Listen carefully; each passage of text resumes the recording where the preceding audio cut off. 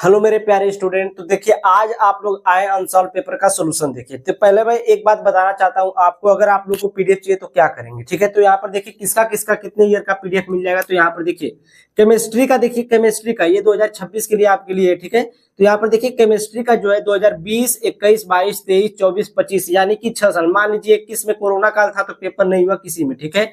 तो ये मान लीजिए 20, 22, 23, 24, 25 यानी कि 5 साल का, 5 साल का। एक साल में 7 सेट होता है तो 5 साल का है, ठीक ना। 20, 20, 22, 23, 24, 25 तो 5 × 7 करेंगे तो 7 5 कितना हो जाएगा, 35 सेट। कितना हो जाएगा, 35 सेट आपको केमिस्ट्री का मिल जाएगा, ठीक ना, 5 साल का।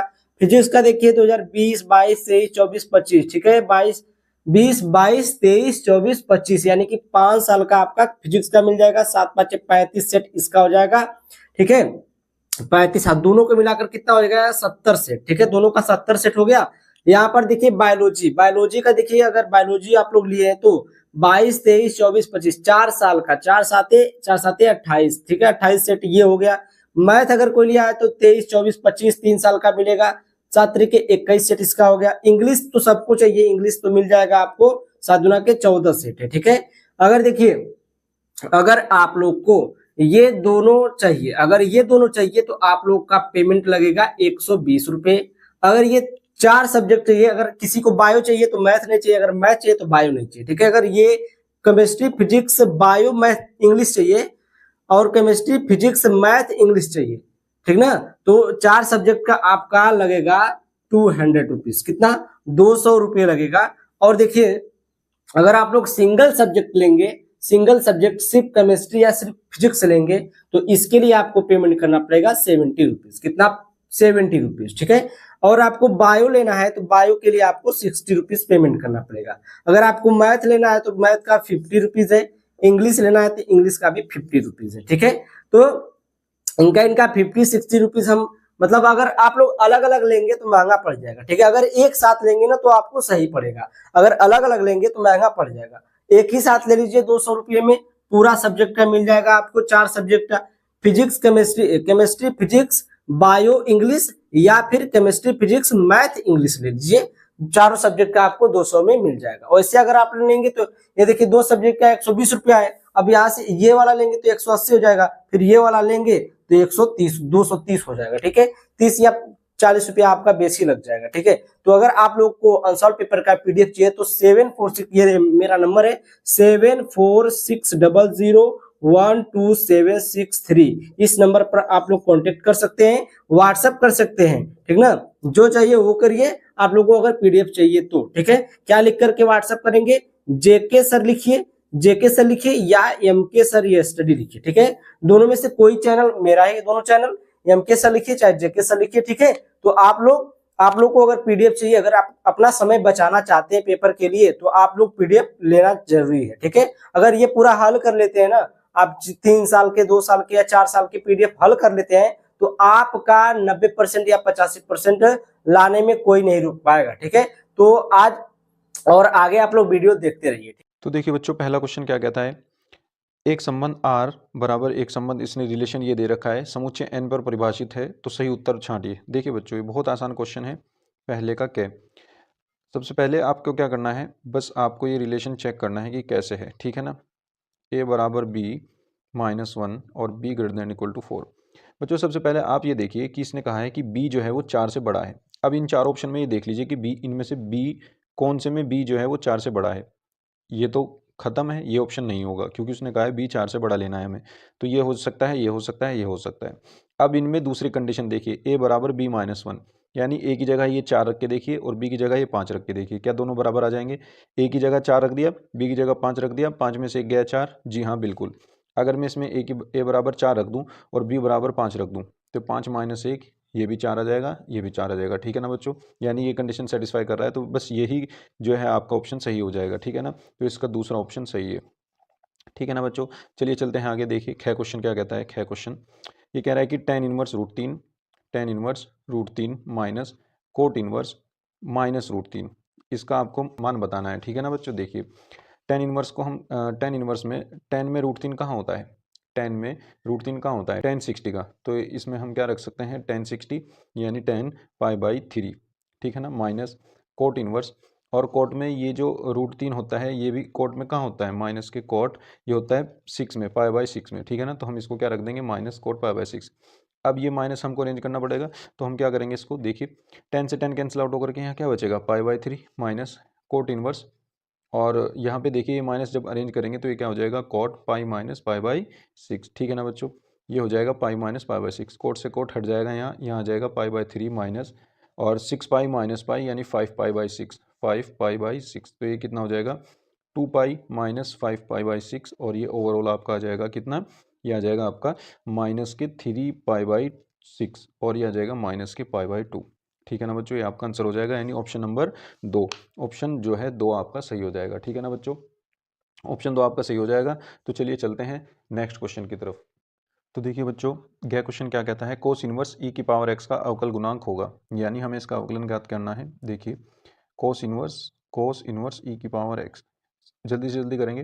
कोस इनवर्स का होता है -1/√1 माइनस एक्स स्क्वायर, है ना, इसका स्क्वायर हो जाएगा, और इस एक्स का दोबारा करेंगे जिसको हमने एक्स माना हुआ है, यानी ई की पावर एक्स का दोबारा होगा, तो ई की पावर एक्स का ई की पावर एक्स, ठीक है ना।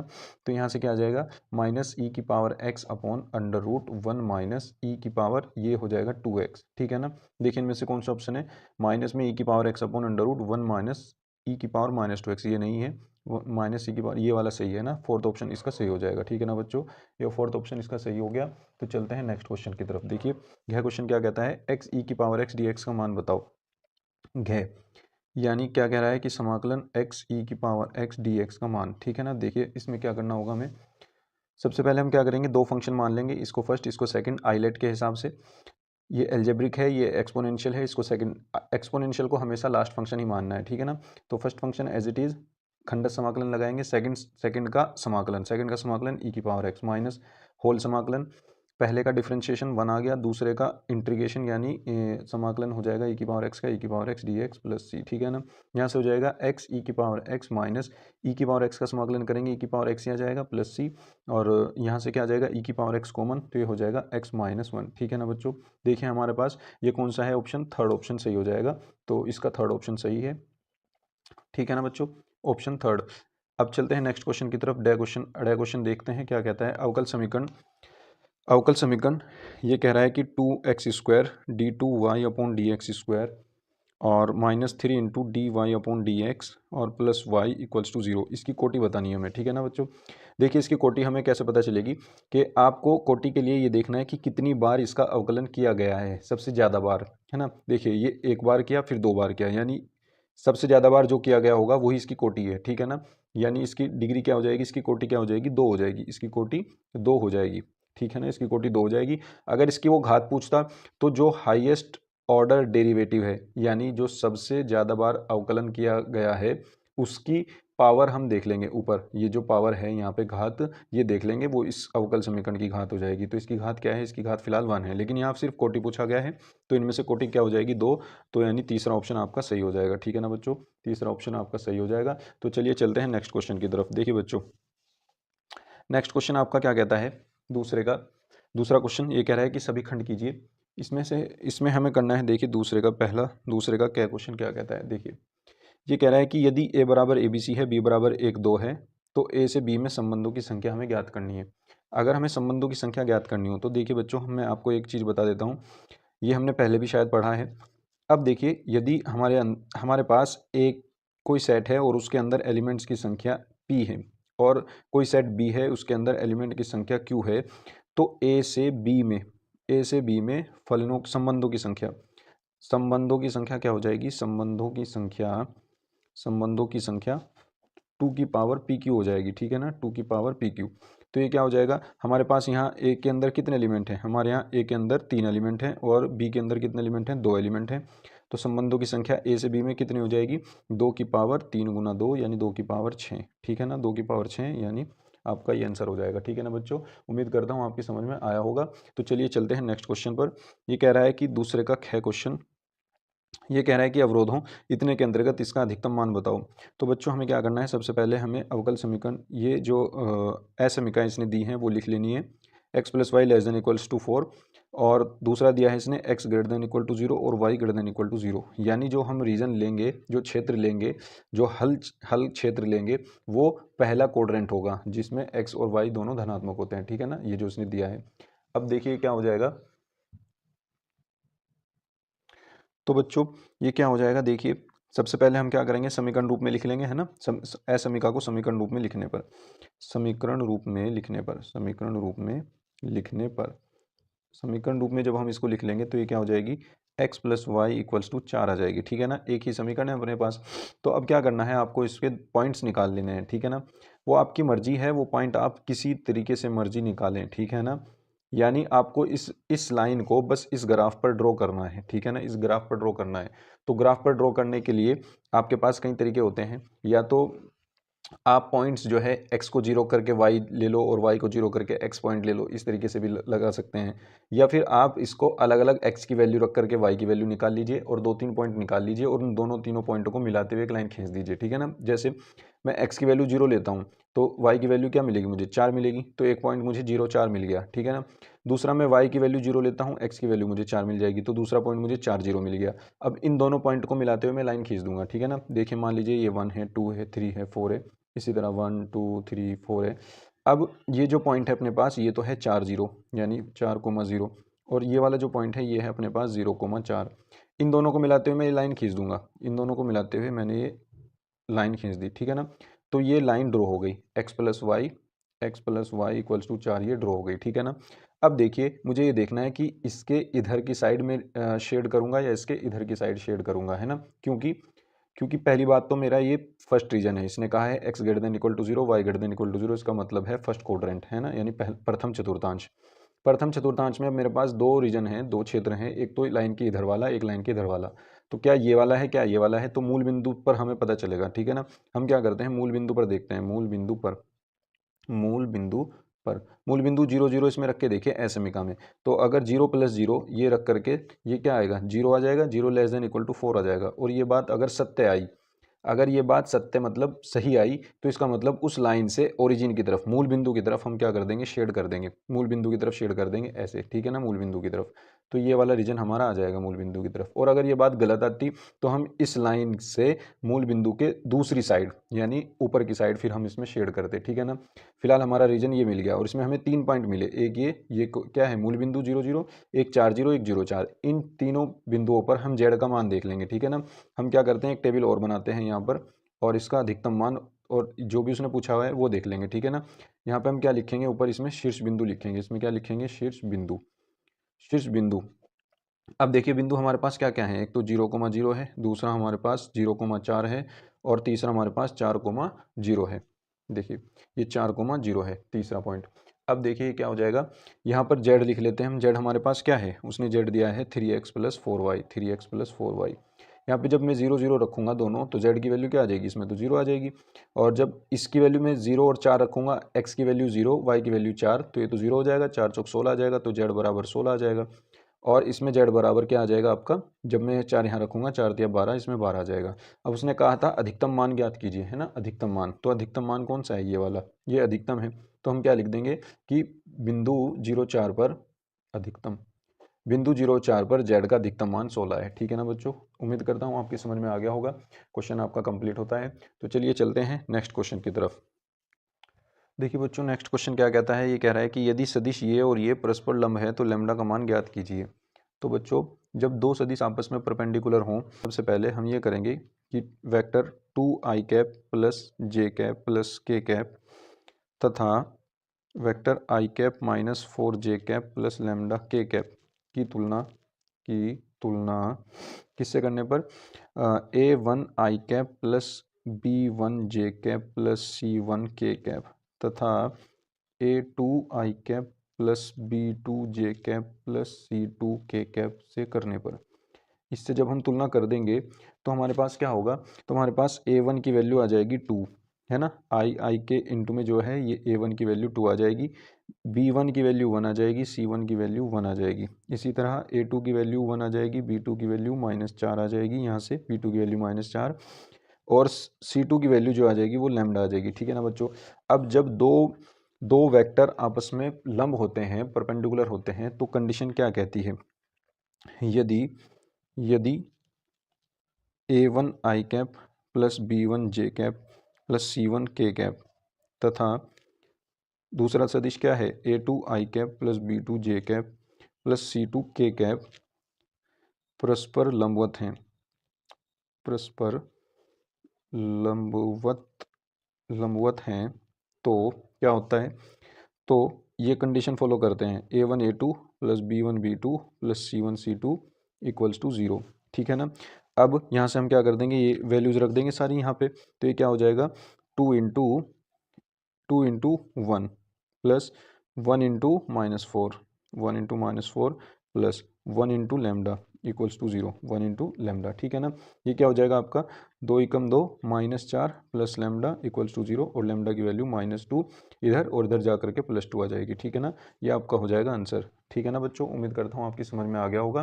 तो चलिए चलते हैं नेक्स्ट क्वेश्चन की तरफ। देखिए बच्चों, ये कह रहा है कि घ दूसरा का घ, ये कह रहा है कि इसको दिखाइए कि f(x) बराबर मोड x जो है, f(x) बराबर मोड x, ये x बराबर 0 पर सतत है, ये दिखाना है। तो देखिए मोड x को हम कैसे लिख सकते हैं, दो तरीके से लिख सकते हैं कि या तो ये पॉजिटिव होगा यदि x की वैल्यू 0 से बड़ी या बराबर है, तब तो ये पॉजिटिव x होगा, यानी धनात्मक x होगा।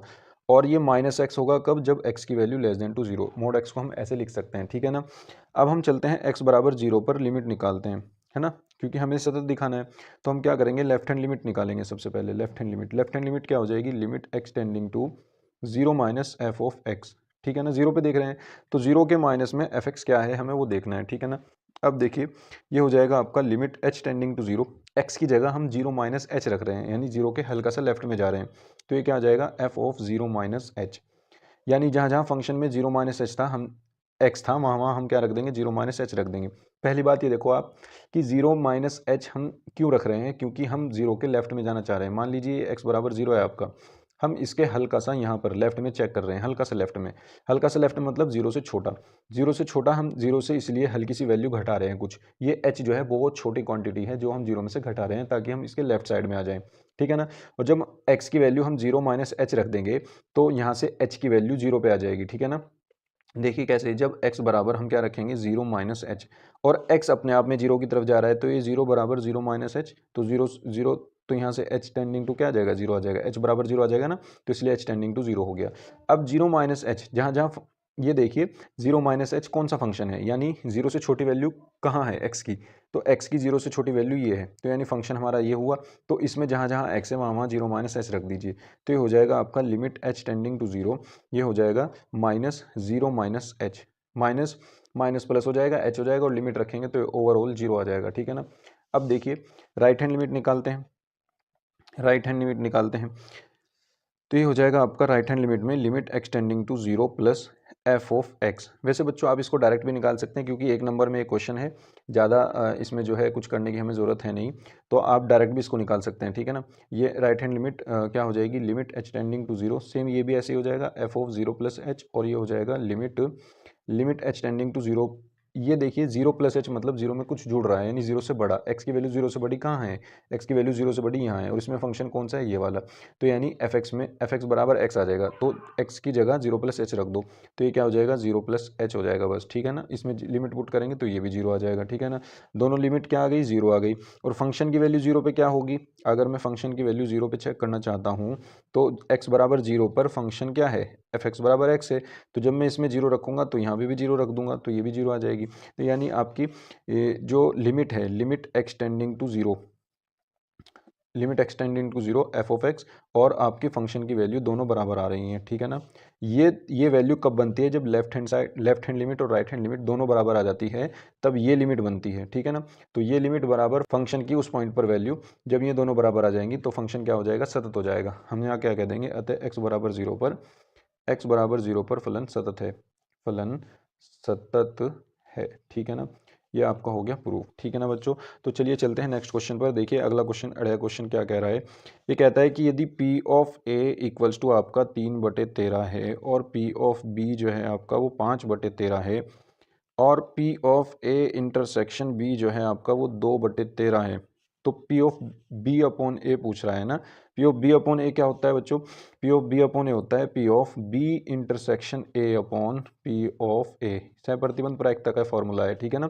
यानी बी और ए का इंटरसेक्शन आ जाएगा और अपॉन पी आ जाएगा। अब बी इंटरसेक्शन ए को आप क्या लिख सकते हैं? ए इंटरसेक्शन बी भी लिख सकते हैं, कोई फर्क नहीं पड़ता, अपॉन में ए।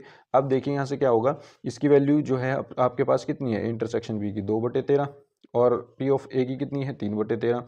तो ये 13 से 13 कैंसिल आउट होकर के क्या बचेगा? 2/3। यही आपका आंसर हो जाएगा। बच्चों ये वैल्यू इसने एक्स्ट्रा दे रखी है, अब ये मत सोचना ये क्यों दे रखी है, ये बस कंफ्यूज करने के लिए है, ठीक है ना। इसका इसमें कोई रोल नहीं है, ठीक है ना बच्चों। तो आपका ये आंसर आ जाएगा। उम्मीद करता हूँ आपकी समझ में आ गया होगा। चलिए चलते हैं नेक्स्ट क्वेश्चन पर। तो देखिए बच्चों, नेक्स्ट क्वेश्चन तीसरे का क्या क्वेश्चन क्या कहता है? तीसरे का क्या क्वेश्चन ये कह रहा है कि यदि आपके पास ये आव्यूह है x plus z, y plus z और x plus y plus z, है ना, इस आव्यूह के बराबर एक दूसरा आव्यूह है 5, 7, 9, ठीक है ना। तो कह रहा है कि x तथा y तथा z का मान ज्ञात कीजिए। तो बच्चों क्या होगा, जब दो अवयव आपस में बराबर हों तो उनके संगत अवयव भी बराबर होते हैं। तो यानी पहला अवयव पहले अवयव के बराबर हो जाएगा x प्लस जेड बराबर 5, दूसरा अवयव दूसरे के बराबर हो जाएगा y प्लस जेड बराबर 7, तीसरा तीसरे के बराबर हो जाएगा यानी x plus y plus z बराबर 9, ठीक है ना। अब देखिए हमें इन तीनों इक्वेशन को सॉल्व करना है और आंसर लाना है, ठीक है ना। हम क्या करेंगे, एक वे समीकरण इसको हम 1 मान लेते हैं, इसको 2 मान लेते हैं और इसको 3 मान लेते हैं, ठीक है ना।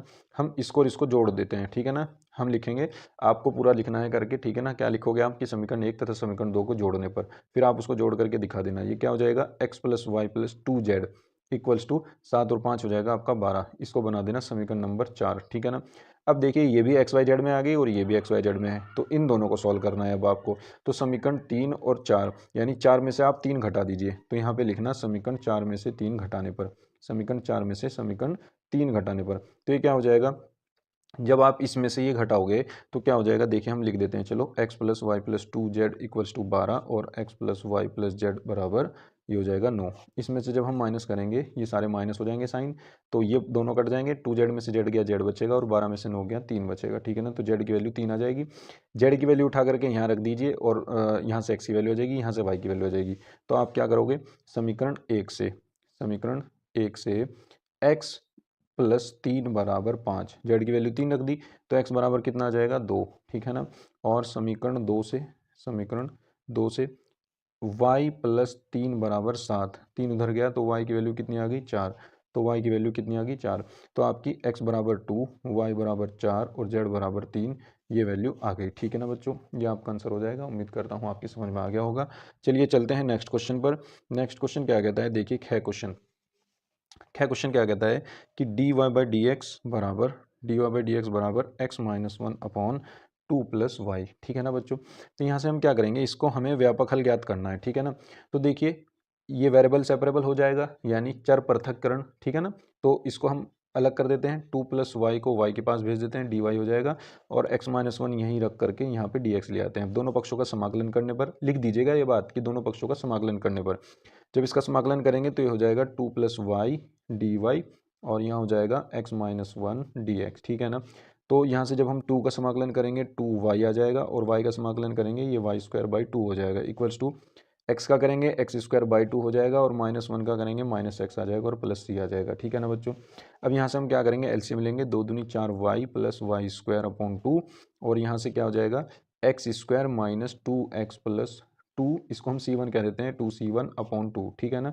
2 से ये 2 हट जाएगा यहाँ से, ये क्या हो जाएगा 4y plus y square equals to x square minus 2x plus, इस 2c1 की जगह आप c रख दीजिए, बस ये आपका आंसर हो जाएगा। और यहाँ नया कांस्टेंट रख दिया हमने 2c1 की जगह, चाहे आप इसको बता देना जहाँ c बराबर 2c1 है, ठीक है ना बच्चों। ये आपका आंसर हो जाएगा। उम्मीद करता हूँ आपकी समझ में आ गया होगा। तो चलिए चलते हैं नेक्स्ट क्वेश्चन पर। तो देखिए बच्चों, नेक्स्ट क्वेश्चन क्या कहता है, ये कह रहा है कि यह क्वेश्चन सिद्ध कीजिए कि फलन f such that r to r, यानी मैपिंग जो है वो r से r प्लस में है और फंक्शन हमारे पास क्या है f ऑफ x बराबर e की पावर x, ठीक है ना। ये कह रहा है कि द्वारा परिभाषित फलन एक एक ही है, एक एक ही हमें प्रूफ करना है। तो एक एक ही के लिए हम क्या करते हैं, हमें f ऑफ x1 बराबर f ऑफ x2 लेकर के चलते हैं और अगर हमने x1 बराबर x2 प्रूफ कर दिया तो इसका मतलब फलन जो है वो एक एक ही है, ठीक है ना। तो हम क्या करेंगे, हम कहेंगे कि for all x1 comma x2 belongs to r, इस वाले r में से हमने उठाए ये दोनों और इनके लिए हम लेके चले यदि f ऑफ x1 बराबर f ऑफ x2 है, ठीक है ना। तो अब देखिए f ऑफ x1 क्या हो जाएगा, यहाँ पे x1 रख दीजिए तो यहाँ भी x1 हो जाएगा e की power x1। f of x2 में यहाँ पे x2 रख दीजिए तो ये हो जाएगा e की पावर x2, ठीक है ना। अब देखिए जब दोनों, वैसे तो आप डायरेक्ट भी कह सकते हैं x1 बराबर x2, लेकिन 2 नंबर का क्वेश्चन है तो कुछ तो करना पड़ेगा। हम दोनों तरफ लॉग ले लेते हैं, तो ये क्या हो जाएगा log बेस e की पावर x1 और इक्वल्स टू, इधर भी लॉग ले लिया हमने log e की पावर x2, ठीक है ना। अब ये x1 घूम करके आ गया जाएगा तो ये हो जाएगा x1 इक्वल्स टू, ये हो जाएगा log बेस e और यहाँ पे e आ जाएगा। इसी तरह ये हो जाएगा x2 आगे आ जाएगा घूम करके, हो जाएगा log बेस e और यहाँ पे e, ठीक है ना। ये इनटू में है, ठीक है ना बच्चों।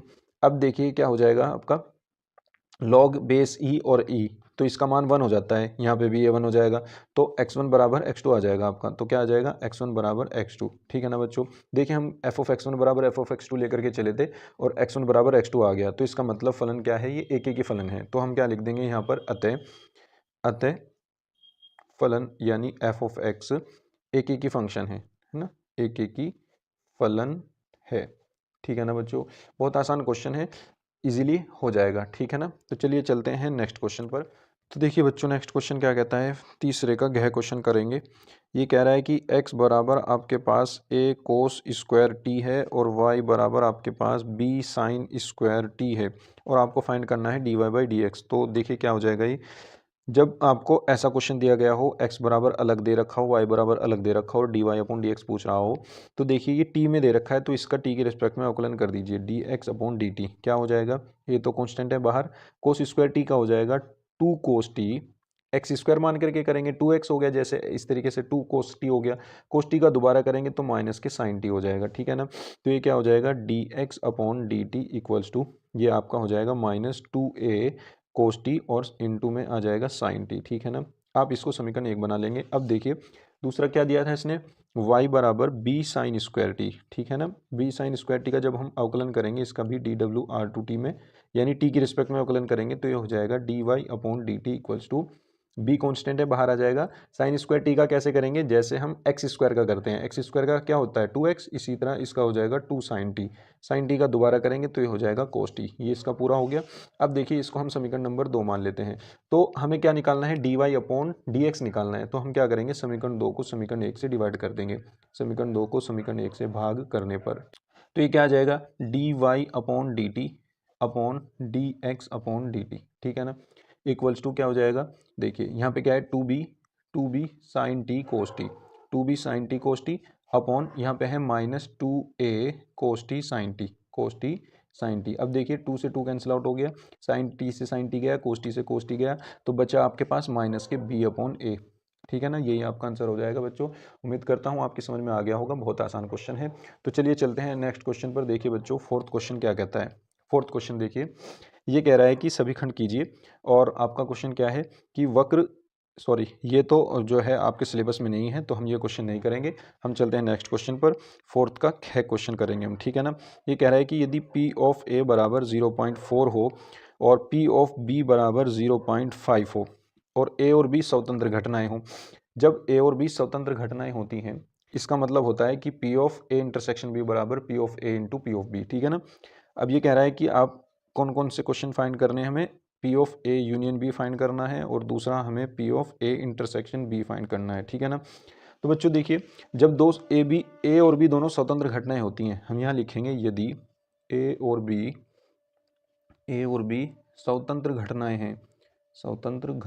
हैं, जब दो स्वतंत्र घटनाएं मिलती हैं तो तब क्या होता है, तब ये कंडीशन होती है कि P of A intersection B बराबर P of A into P of B, दोनों का प्रोडक्ट हो जाता है अलग अलग, ठीक है ना। तो यहाँ पे हमारा सेकंड क्वेश्चन पहले निकलेगा, ठीक है ना, तो कोई दिक्कत नहीं है। तो हम क्या करेंगे, P ऑफ A की वैल्यू रख देते हैं 0.4, मल्टीप्लाई में रख देंगे P ऑफ B की वैल्यू यानी 0.5, ठीक है ना। इन दोनों की मल्टीप्लाई हो जाएगी तो आ जाएगा आपके पास 0.5 यानी 0.20, ठीक है ना। ये आपका आंसर आ जाएगा सेकंड वाले का, ठीक है, सेकंड वाले का आंसर। और फर्स्ट वाले का आंसर अब निकाल लेंगे, ठीक है ना। फर्स्ट वाला क्या है, P of A union B आपको फाइंड करना है। आप जानते हैं कि P of A union B बराबर क्या होता है, P of A plus P of B minus P of A intersection B, ठीक है ना। यहाँ पे वैल्यू रख देते हैं, पी ऑफ ए की वैल्यू 0.4 है, इसकी वैल्यू 0.5 है, इसकी वैल्यू 0.2 आ गई, तो ये कितना हो गया 0.9 हो गया, माइनस 0.2 हो गया, तो ये माइनस करके आ जाएगा 0.7, ठीक है ना बच्चों। उम्मीद करता हूँ आपकी समझ में आ गया होगा, बहुत आसान क्वेश्चन है। तो चलिए चलते हैं नेक्स्ट क्वेश्चन पर। तो देखिए बच्चों, यह क्वेश्चन क्या कहता है कि दर्शाइए कि बिंदु ए बी और सी ये संरेख हैं, ठीक है ना बच्चों, बहुत आसान क्वेश्चन है ये। गया क्वेश्चन मान लेते हैं, ये हमारे पास पॉइंट है, माना बिंदु जो दे रखे हैं उसने ये हैं बिंदु, ए जो है वो 2 3 4 है, बी जो है वो -1 -2 और 1, तथा सी बिंदु जो है वो 5 8 और 7 है, ठीक है ना। अब देखिए ये जो बिंदु हैं, हम क्या करते हैं, ए बी वैक्टर निकालते हैं, ठीक है ना। हम एक वेक्टर ए बी वैक्टर निकालते हैं, तो ए बी वैक्टर क्या हो जाएगा, ए बी वैक्टर जो हो जाएगा, ये इसने जो दे रखे हैं ए बी या ए बी वैक्टर के आप द्विक अनुपात निकाल लीजिए, ठीक है ना। हम क्या कहेंगे, ए बी वैक्टर के द्विक अनुपात, ए बी वैक्टर के द्विक अनुपात क्या होंगे, ए बी वैक्टर के द्विक अनुपात जो हो जाएंगे, इसमें से ये माइनस करके बी माइनस ए, ठीक है ना, -1 -2, -1 -2 कोमा -2 -3, -2 -3 कोमा 1 -4 1 -4, ये इसके द्विक अनुपात हैं। तो क्या हो जाएगा, -3 आ जाएगा, -5 आ जाएगा और -3 आ जाएगा, ठीक है ना। ये इसके द्विक अनुपात आ गए। इसी तरह आप बी सी वैक्टर के द्विक अनुपात निकाल लीजिए। बी सी वैक्टर के द्विक अनुपात क्या हो जाएंगे, द्विक अनुपात ये हो जाएगा सी माइनस बी, यानी इसमें से ये माइनस करके, तो 5 -1 कोमा 8 -2, तो ये हो जाएगा आपका 8 -2 कोमा ये हो जाएगा 7 -1, यानी 7 -1, तो ये कितना हो जाएगा 5 + 1 6, 8 + 2 10, 7 -1 6, ठीक है ना। ये इसके द्विक अनुपात आ गए। अब ये देखिए कि ए बी के द्विक अनुपात और बी सी के द्विक अनुपात कॉमन रेशियो में है, ठीक है ना, यानी जो इनका रेशियो अगर हम लें ये समान अनुपात में है, ठीक है ना। तो यहाँ से अगर हम देखें तो ये आ जाएगा -3/6 और -5/10 और ये आ जाएगा -3/6, यानी अगर आप देखोगे तो ये आएगा आपका -1/2 -1/2 और -1/2, ठीक है ना। तो हम क्या कह देंगे कि ए बी वैक्टर तथा बी सी वैक्टर के द्विक अनुपात समानुपाती हैं, द्विक अनुपात समानुपाती हैं। इसका मतलब अतः हम यहाँ लिख देंगे, अतः ए बी जो है वो बी सी के पैरेलल है, ए बी वेक्टर जो होगा वो बी सी के पैरेलल होगा, ठीक है ना। हाँ, तो इसका मतलब ए बी सी संरेख हैं, इसका मतलब क्या हो जाएगा, ए बी सी संरेख हैं, ठीक है ना बच्चों। ये हो जाएगा आपका क्वेश्चन। उम्मीद करता हूँ आपकी समझ में आया होगा। चलिए चलते हैं नेक्स्ट क्वेश्चन पर। तो देखिए बच्चों, घ क्वेश्चन क्या कहता है, ये फोर्थ का घ, ये कह रहा है कि समाकलन √x² + 2x + 5 dx, इसका समाकलन ज्ञात कीजिए, ठीक है ना। तो बच्चों हमारे पास इस फॉर्म में √x² + a² का तो फॉर्मूला होता है, तो इसको हम उसी फॉर्मूले में बनाने की कोशिश करेंगे, ठीक है ना। तो उसके लिए हमें परफेक्ट स्क्वायर बनाना पड़ेगा इससे पहले, तो यानी x² + 2x प्लस, अगर मैं इस 5 को ऐसे लिख दूँ 4 + 1, तो शायद मेरा बन जाए आराम से, ठीक है ना। तो देखिए क्या हो जाएगा, √x², ये तो a² हो जाएगा, प्लस ये 2x हो गया यानी 2ab, प्लस ये आपका a² हो जाएगा, ये b² हो जाएगा, और ये जो 1 है इस 1 को हम स्क्वायर लिख देंगे और ये कर देंगे b², और ये 4 आ जाएगा यहाँ पर, इस 4 को भी हम 2 का स्क्वायर लिख देंगे, ठीक है ना। ये हो जाएगा dx। अब देखिए बच्चों, ये आपका क्या हो जाएगा, a² + b² + 2ab, ये बन गया x + b का होल स्क्वायर, प्लस ये 2 का स्क्वायर ही रहेगा, ठीक है ना। अब देखिए हमारे पास ये फॉर्मूला बन जाएगा कौन सा, समाकलन √x² + a² dx वाला। ये फॉर्मूला क्या कहता है, ये कहता है कि x/2 √x² + a² plus a²/2 log x plus √x² + a², ये फॉर्मूला है, ठीक है ना। तो हम इस फॉर्मूले के अकॉर्डिंग इसको खोल देंगे, तो ये क्या हो जाएगा, ये हो जाएगा आपका समाकलन हट जाएगा यहाँ से, x की जगह पूरा x + 1 है तो x + 1/2 आ जाएगा, अंडर रूट, जब x² + a² लिखेंगे तो यही आएगी चीज़, है ना, यानी इसको हम ऐसे ही लिख देंगे, चलो x + 1 का होल स्क्वायर प्लस 2 का स्क्वायर प्लस a²/2, a क्या है हमारे पास 2, ये 2 जो है a है, तो इसका स्क्वायर यानी 2 का स्क्वायर ही रहेगा और अपॉन में 2 आएगा, और ये आ जाएगा log x क्या है अपने पास x + 1 प्लस अंडर रूट, ये जू का तू x + 1 का होल स्क्वायर प्लस 2 का स्क्वायर और प्लस सी, ठीक है ना। अब देखिए बच्चों ये क्या हो जाएगा आपका, यहाँ से हम क्या करेंगे x+1/2 अंडर रूट, इस चीज़ को हम वापस, जो ये चीज़ हम बनाए थे किससे बनाए थे, क्वेश्चन से, देखो इससे, ये इससे बना था, ये इससे बना था, और ये जो है ये इससे बना था, यानी और हम क्या कर सकते हैं डायरेक्ट इस x+1 का स्क्वायर और 2 के स्क्वायर को हम ये लिख सकते हैं x² + 2x+5। तो हम क्या कर देंगे, इसको हम लिख देंगे x² + 2x+5, ठीक है ना, प्लस इस 2 से एक स्क्वायर कट जाएगा, बचेगा क्या, एक 2 बच जाएगा, तो यहाँ पे लिखेंगे log x+1 plus under root, ये क्या हो जाएगा x² + 2x+5, ठीक है ना, प्लस सी, ये आपका आंसर हो जाएगा, ठीक है ना। उम्मीद करता हूँ आपकी समझ में आ गया होगा। तो चलिए चलते हैं नेक्स्ट क्वेश्चन पर। तो देखिए बच्चों नेक्स्ट क्वेश्चन क्या कहता है, 5वां क्वेश्चन, इसमें हर क्वेश्चन 5 नंबर का है और आपको सारे खंड करने हैं, ठीक है ना। तो देखिए ये एक रिलेशन दे रहा है कि r बराबर a, b, ए बी में कैसा रिलेशन है कि a माइनस बी जो है वो 5 का गुणज है ना, a माइनस बी कोमा, ये कह रहा है कि 5 का गुणज है, ठीक है ना, 5 का गुणज है, ठीक है। और ये कह रहा है कि एक समुच्चय z बराबर पूर्णांकों का समुच्चय पर परिभाषित है, यानी इस समुच्चय पे ये परिभाषित है। तो सिद्ध कीजिए कि r जो है ये रिलेशन जो है एक तुल्यता संबंध है, हमें ये दिखाना है। तो तुल्यता दिखाने के लिए हमें 3 संबंध दिखाने पड़ेंगे, यानी एक समतुल्य, सममित और संक्रामक, तीनों हमें संबंध ये दिखाना पड़ेगा, तब जा करके ये तुल्यता संबंध बनेगा। तो सबसे पहले चलते हैं समतुल्य के लिए, ठीक है ना। तो हम क्या दिखाएंगे, समतुल्यता, समतुल्य हम सबसे पहले दिखाएंगे, ठीक है ना।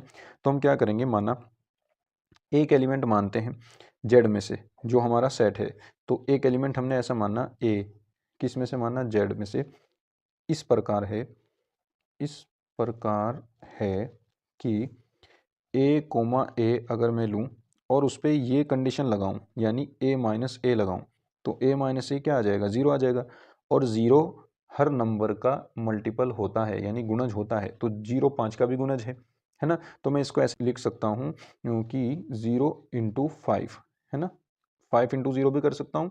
तो मैं ये कह दूंगा कि अतः ये क्या हो जाएगा, ये 0 जो है 5 का गुणज है, या मैं इसको ऐसे ना लिख करके वैसे लिख दूँ 0 5 का गुणज है, 0 5 का गुणज है, ठीक है ना। तो ये क्या हो जाएगा आपका, ये रिलेशन जो आ जाएगा a, ए, ये सेटिस्फाई हो जाएगा और ये R में बिलोंग करेगा, ठीक है ना। इसका मतलब R जो है वो समतुल्य संबंध है, अतः R समतुल्य संबंध है, समतुल्य संबंध है। अब चलते हैं सममित के लिए, ठीक है ना। तो हम सममितता के लिए चलते हैं, सममितता, सममितता यानी हमें दिखाना है कि ये रिलेशन सममित है। तो उसके लिए हम क्या करेंगे, माना दो एलिमेंट हम मान करके चलेंगे, a, b belongs to z, जो उसने दिया है z इसमें, है ना। इस प्रकार है, इस प्रकार है, ये दो एलिमेंट इस प्रकार हैं कि a, b तो रिलेट करेगा ही करेगा, ऐसे हमें ये एलिमेंट लेने हैं। तो a, b सच दैट, यानी a माइनस बी जो होगा वो 5 का गुणज होगा, a माइनस बी 5 का गुणज, 5 का गुणज है। इसका मतलब मैं ये लिख सकता हूँ कि a माइनस बी बराबर 5m, 5 का गुणज लिख दिया, m कोई कांस्टेंट कह लो, हम कहेंगे m एक पूर्णांक है, ठीक है ना, हम क्या मान लेते हैं, m एक पूर्णांक है। अब देखिए a माइनस बी अगर 5m है, तो मैं अगर इसमें से b कॉमन ले लूँ तो ये क्या हो जाएगा, b minus a equals to 5m, और ये माइनस हम इधर पहुंचा दें तो ये क्या हो जाएगा, b minus a equals to 5 × minus m, ठीक है ना। तो ये क्या हो जाएगा, ये अब भी 5 का मल्टीपल है, b माइनस ए भी, तो इसका मतलब अगर b माइनस ए भी 5 का गुणज है, b माइनस ए भी 5 का गुणज हो गया, 5 का गुणज है, अतः ये b कोमा ए भी जो आ जाएगा बिलोंग्स टू r आ जाएगा। a comma B belongs to r लेकर के चले थे, b comma a belongs to r आ गया। इसका मतलब क्या हो गया कि जो r है, अतः संबंध r क्या है, सममित संबंध है, ठीक है ना, सममित संबंध है। अब हमें इसको लास्ट दिखाना है कि ये संक्रमक भी है, ठीक है ना। तो देखिए संक्रमकता के लिए चलते हैं, संक्रमकता, है ना। तो संक्रमकता के लिए क्या हो जाएगा, इसमें हमें 3 एलिमेंट मानने पड़ेंगे, माना a, b, c belongs to z, इस प्रकार है कि, इस प्रकार है, ये इस प्रकार है कि इन दोनों का रिलेशन और इन दोनों का रिलेशन तो फॉलो करेगा ये, ठीक है ना। यानी a, b belongs to r होगा, तो इसके अकॉर्डिंग क्या हो जाएगा कि a माइनस बी 5 का गुणज होगा, ठीक है ना, a माइनस बी 5 का गुणज है, तो हम उसको लिख सकते हैं 5m, जहाँ m जो है वो एक पूर्णांक है, ठीक है ना। ठीक है ना। तो इसको बना लेंगे हम समीकरण नंबर 1। और इसी तरह b comma C belongs to r करता है, there implies b minus a बराबर ये भी 5m है। अब मैं इसको m की जगह मैं इसको मान लेता हूँ कि ये 5n हो गया, ठीक है ना। और जहाँ n भी जो है एक इंटीजर है, ठीक है ना। अब देखिए समीकरण 1 व 2 से, समीकरण 1 व 2 को अगर मैं जोड़ दूँ, 1 व 2 को मैं जोड़ दूँ, समीकरण 1 व समीकरण 2 को जोड़ने पर तो इसके लेफ्ट हैंड साइड में जुड़ जाएगी, राइट हैंड साइड में। तो जब हम ये जोड़ेंगे तो ये क्या हो जाएगा, देखिए a माइनस बी, और ये सॉरी ये c है, ठीक है ना। माइनस बी से माइनस बी कैंसिल आउट हो जाएगा क्योंकि ये प्लस माइनस के हैं, और आ जाएगा हमारे पास क्या, a माइनस सी। इसको जोड़ेंगे तो ये आ जाएगा 5m प्लस 5n, ठीक है ना। तो ये हो जाएगा a माइनस सी बराबर 5 कोमा m प्लस n। अब अगर m भी एक पूर्णांक था, n भी एक पूर्णांक था, तो दो पूर्णांकों को जोड़ेंगे तो भी पूर्णांक आएगा, तो यानी ये भी पूर्णांक है। तो यहाँ से जो m प्लस n है वो भी एक पूर्णांक है, ठीक है ना। यहाँ से ये भी पूर्णांक है। तो इसका मतलब ये क्या हुआ, देखिए ये देखिए a माइनस सी अगर 5 इंटू एम प्लस एन आ गया है तो इसका मतलब a माइनस सी 5 का गुणज है। और अगर a माइनस सी 5 का गुणज है तो इसका मतलब ए कोमा सी भी जो है वो आर को बिलोंग करता है, ठीक है ना। तो हम क्या लेकर के चले थे, A comma B belongs to R में लेके चले थे, और B comma C belongs to R लेके चले थे, और क्या आ गया, A C belongs to R आ गया। तो इसका मतलब अतः संबंध आर संक्रमक भी है, संक्रमक भी है। तो ये तीनों हो गया, समतुल्य भी हो गया, सममित भी हो गया, संक्रमक भी हो गया। अतः संबंध आर क्या हो जाएगा, अतः संबंध आर तुल्यता संबंध है, ठीक है ना, तुल्यता संबंध है। और ये बात हो गई प्रूव, ठीक है ना बच्चों। उम्मीद करता हूँ आपकी समझ में आ गया होगा। तो चलिए चलते हैं नेक्स्ट क्वेश्चन पर। नेक्स्ट क्वेश्चन क्या कहता है, देखिए 6 क्वेश्चन ये कह रहा है कि यदि a बराबर ये है, b बराबर ये है, तो आपको x फाइंड करना है। तो बच्चों बहुत आसान क्वेश्चन है ये, और इसमें क्या करना है, बस देखिए ये है 2a plus 3x equals to 5b। हम क्या करेंगे, यहाँ से ये हो जाएगा 3x equals to 5b minus 2a, ठीक है ना। तो ये आ जाएगा 3x इक्वल्स टू 5 इंटू, आप यहाँ पे b रख दीजिए। b कौन सी मैट्रिक्स है, ये रही 2 4 माइनस 5 माइनस 2 2 और 1, ये रख दी। माइनस 2 इंटू ये आ जाएगा a क्या है आपके पास 8 4 3 0 माइनस 2 और 6, ठीक है ना। अब देखिए यहाँ से इसकी मल्टीप्लाई इसमें कर लेते हैं। हर एलिमेंट में इसकी मल्टीप्लाई होगी 5 की, ठीक है ना। तो ये हो जाएगा 5 दूनी 10, ये हो जाएगा माइनस 10, 5 चौक 20, ये हो जाएगा 10, और ये हो जाएगा 25, ये हो जाएगा 5, ठीक है ना। अब इसमें से ये माइनस होगा, 8 दूनी 16, 0 4 दूनी 8 माइनस 2 दूनी 4, इस दो की भी हर एलिमेंट में गुना हो जाएगी, 3 दूनी 6 और 6 दूनी 12, ठीक है ना। अब इसमें से ये माइनस करेंगे, ये क्या हो जाएगा, देखिए पहले एलिमेंट में से पहला एलिमेंट घटेगा, 10 में से 16 गए माइनस 6, दूसरे एलिमेंट में से दूसरा एलिमेंट घटेगा तो माइनस के 10 जू का तो आएगा, 20 में से 8 गए, कितने बचे 12, 10 में से 4 यानी माइनस माइनस प्लस हो जाएगा, 10 और 4 हो जाएंगे 14, और माइनस 25 माइनस के 6, माइनस 25 माइनस के 6 हो जाएंगे माइनस के 31, और 5 माइनस के 12 ये हो जाएगा आपका 5 माइनस के 12 हो जाएगा आपका माइनस के 7, ठीक है ना, माइनस के 7, और ये आ जाएगा आपका ये, और इधर था आपका 3x, और ये 3 जो है इधर डिवाइड में चला जाएगा तो x इक्वल्स टू आ जाएगा 1/3, और यही हो जाएगा बच्चों आपका आंसर, ठीक है ना बच्चों। चलते हैं नेक्स्ट क्वेश्चन पर। देखिए बच्चों चलते हैं घ क्वेश्चन पर।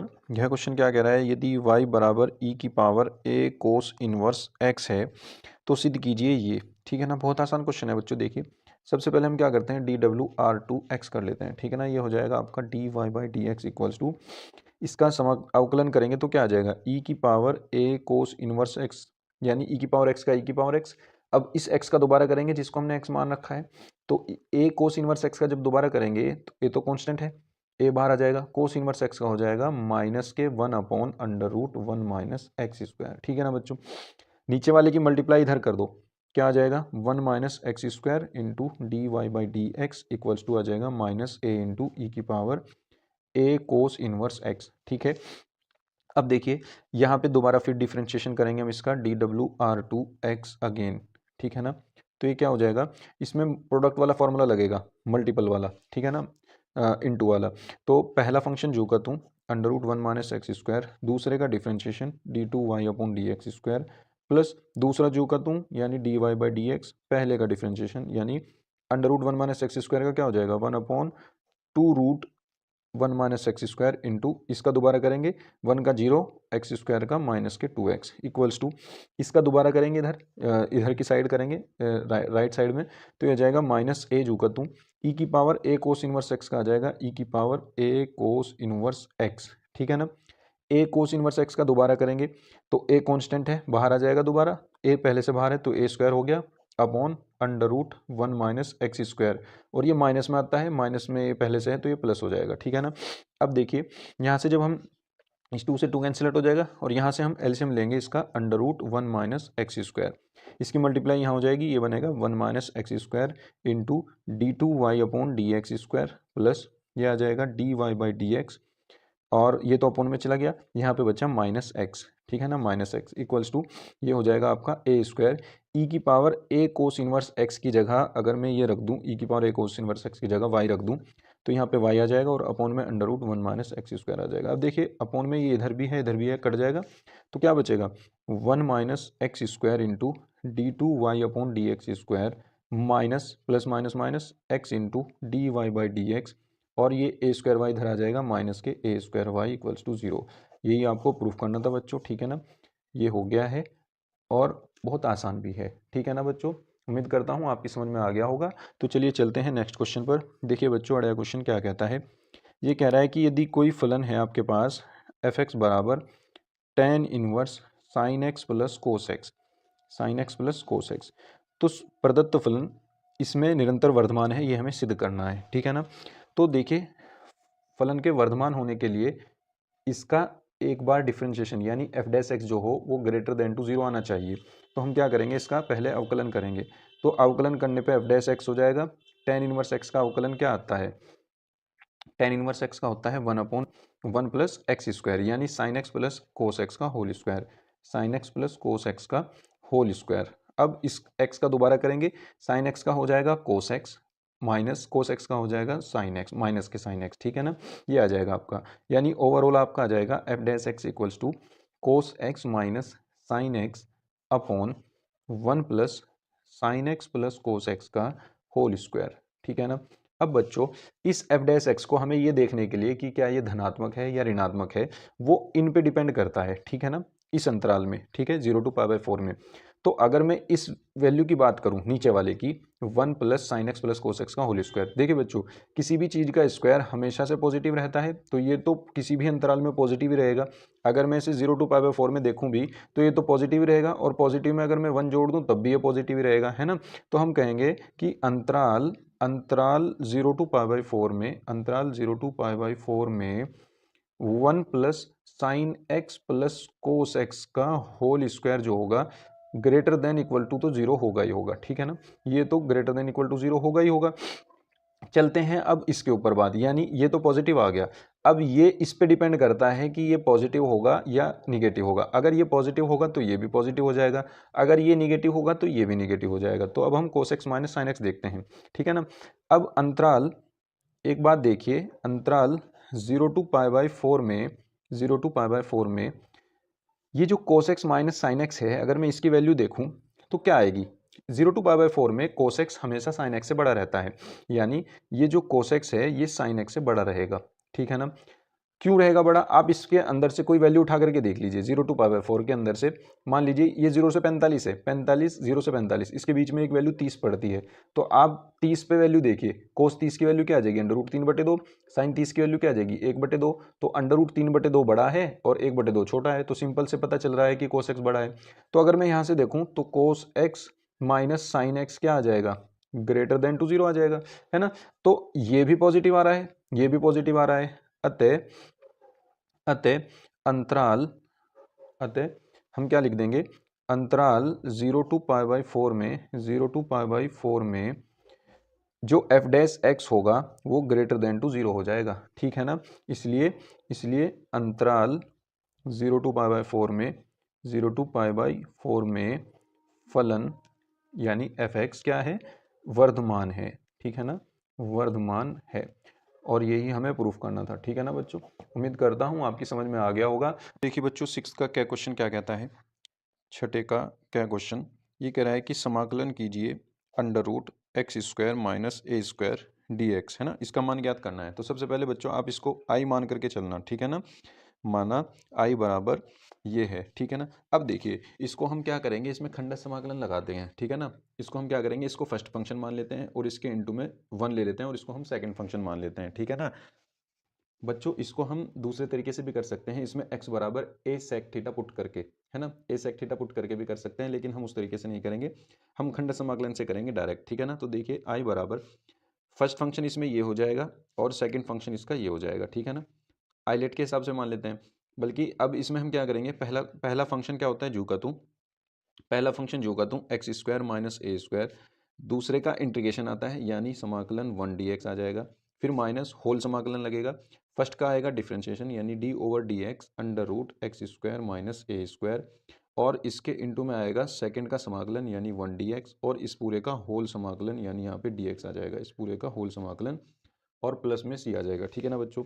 अब देखिए क्या हो जाएगा, ये 1 का हो जाएगा x आ जाएगा आगे, तो इस x को हम यहाँ लिख देंगे और इसको लिख देंगे एक्स स्क्वायर माइनस ए स्क्वायर, ठीक है ना, आई बराबर ये चल ही रहा है माइनस। अब जब हम इसका ये समाकलन जो का दूँ इसका डिफ्रेंशिएशन करेंगे तो ये क्या हो जाएगा, रूट एक्स की तरीके से करते हैं, रूट एक्स का क्या होता है 1/2 रूट एक्स, तो हम इसको लिख देंगे 1/2 रूट एक्स स्क्वायर माइनस ए स्क्वायर, क्योंकि एक्स की जगह ये पूरा है एक्स स्क्वायर माइनस ए स्क्वायर। अब इसका दोबारा करेंगे एक्स स्क्वायर माइनस ए स्क्वायर का क्या हो जाएगा 2x, ए स्क्वायर का हो जाएगा 0, तो ये 2x हो गया, और 1 का समाकलन करेंगे तो 1 का समाकलन हो जाएगा x, ठीक है ना, ये आ जाएगा dx प्लस सी, ठीक है। अब देखिए यहाँ से ये हो जाएगा x under root x square minus ए स्क्वायर माइनस ये 2 से 2 कैंसिल आउट हो जाएगा, क्या हो जाएगा आपके पास x into X square upon under root x square minus ए स्क्वायर डी एक्स प्लस सी, ठीक है ना, आपके पास ये हो गया।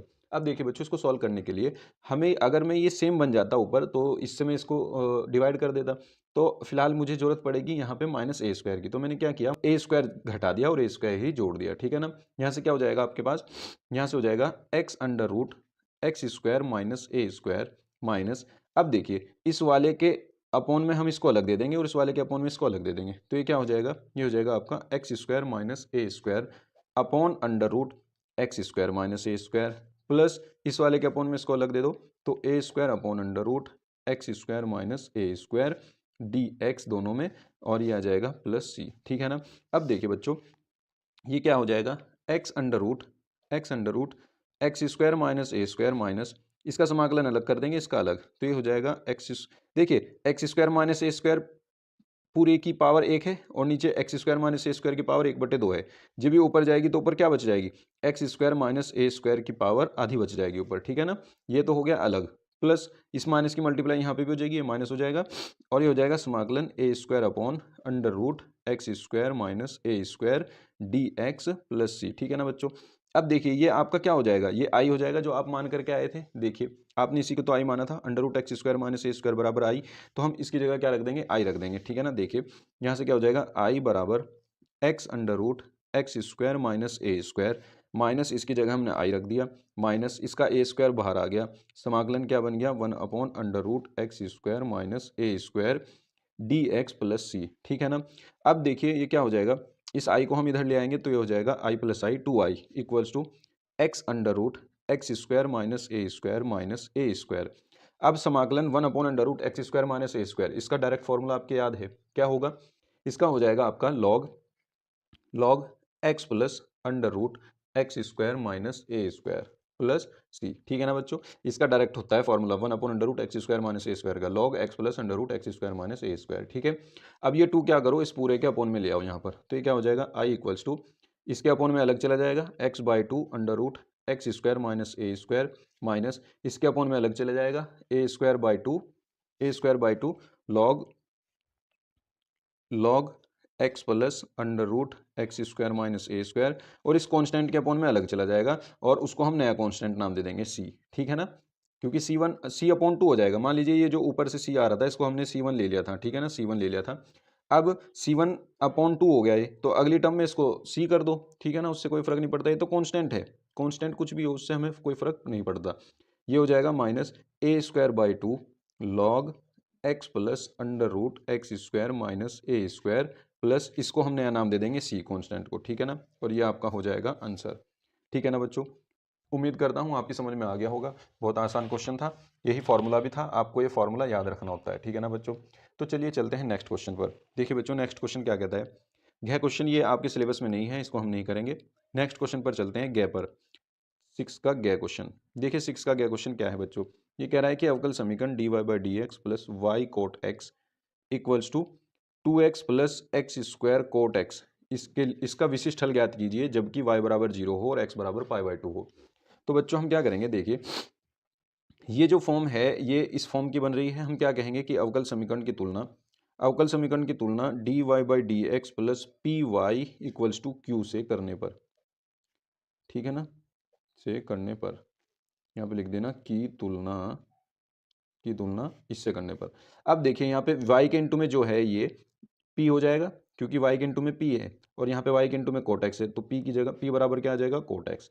तो p बराबर आ जाएगा कोट एक्स, और q बराबर जो बराबर के इधर रखा है सारा ये हो जाएगा, तो q इक्वल्स टू हो जाएगा 2x plus x square cot x, ठीक है ना बच्चों। अब देखिए यहाँ से क्या होगा, सबसे पहले हम इसमें निकालते हैं समाकलन गुणांक यानी इंटीग्रेशन फैक्टर। समाकलन गुणांक क्या होगा, e की पावर पी डी एक्स, ठीक है ना, ये समाकलन हो जाएगा। तो e की पावर में हम क्या करेंगे, p की वैल्यू रख देंगे कोट एक्स और dx लगा देंगे, ठीक है ना। यहाँ पे क्या हो जाएगा, कोट एक्स का जो फॉर्मूला होता है, कोट एक्स का समाकलन क्या होता है, कोट एक्स का होता है लॉग साइन एक्स, तो e की पावर क्या आ जाएगा, लॉग साइन एक्स, ठीक है ना, लॉग साइन एक्स। और जब e की पावर में लॉग e आ जाए तो ये हट जाता है, ये साइन एक्स नीचे आ जाता है बस, तो इसको हम लगा देंगे साइन एक्स ओनली, ठीक है ना। तो यहाँ से आपका इंटीग्रेशन फैक्टर साइन एक्स आ गया। अब आपको क्या करना है, समीकरण का हल निकालना है। समीकरण का हल निकालना है, तो समीकरण का हल होता है, यहाँ पे आपको ये याद रखना है, समीकरण का हल होगा आपका y into I F equals to समाकलन q into I F into d x और प्लस सी, ठीक है ना। तो y इंटू आई एफ क्या हो जाएगा, आई एफ की वैल्यू है आपके पास साइन एक्स, इसको यहाँ पे रख देंगे, इक्वल्स टू ये हो जाएगा q की वैल्यू आपके पास 2x plus x square cot x, और इंटू में आ जाएगा आई एफ की वैल्यू कितनी है, यह है sine x D x plus सी, ठीक है ना बच्चों। अब देखिए आगे क्या होगा, जब हम इसकी मल्टीप्लाई इसमें करेंगे तो ये हो जाएगा समाकलन 2x साइन एक्स, है ना, जब इसकी मल्टीप्लाई इसमें करी तो 2x साइन एक्स आ गया, dx इसका समाकलन अलग कर देते हैं, प्लस जब इसकी मल्टीप्लाई इसमें करेंगे तो ये हो जाएगा समाकलन एक्स स्क्वायर कोट एक्स को क्या लिख सकते हैं हम, कोस अपॉन साइन एक्स, और इंटू में ये साइन एक्स आ जाएगा, साइन एक्स से साइन एक्स कट जाएगा तो x square cos x D x आ जाएगा प्लस सी, ठीक है। अब देखिए बच्चों बहुत आसान क्वेश्चन है ये।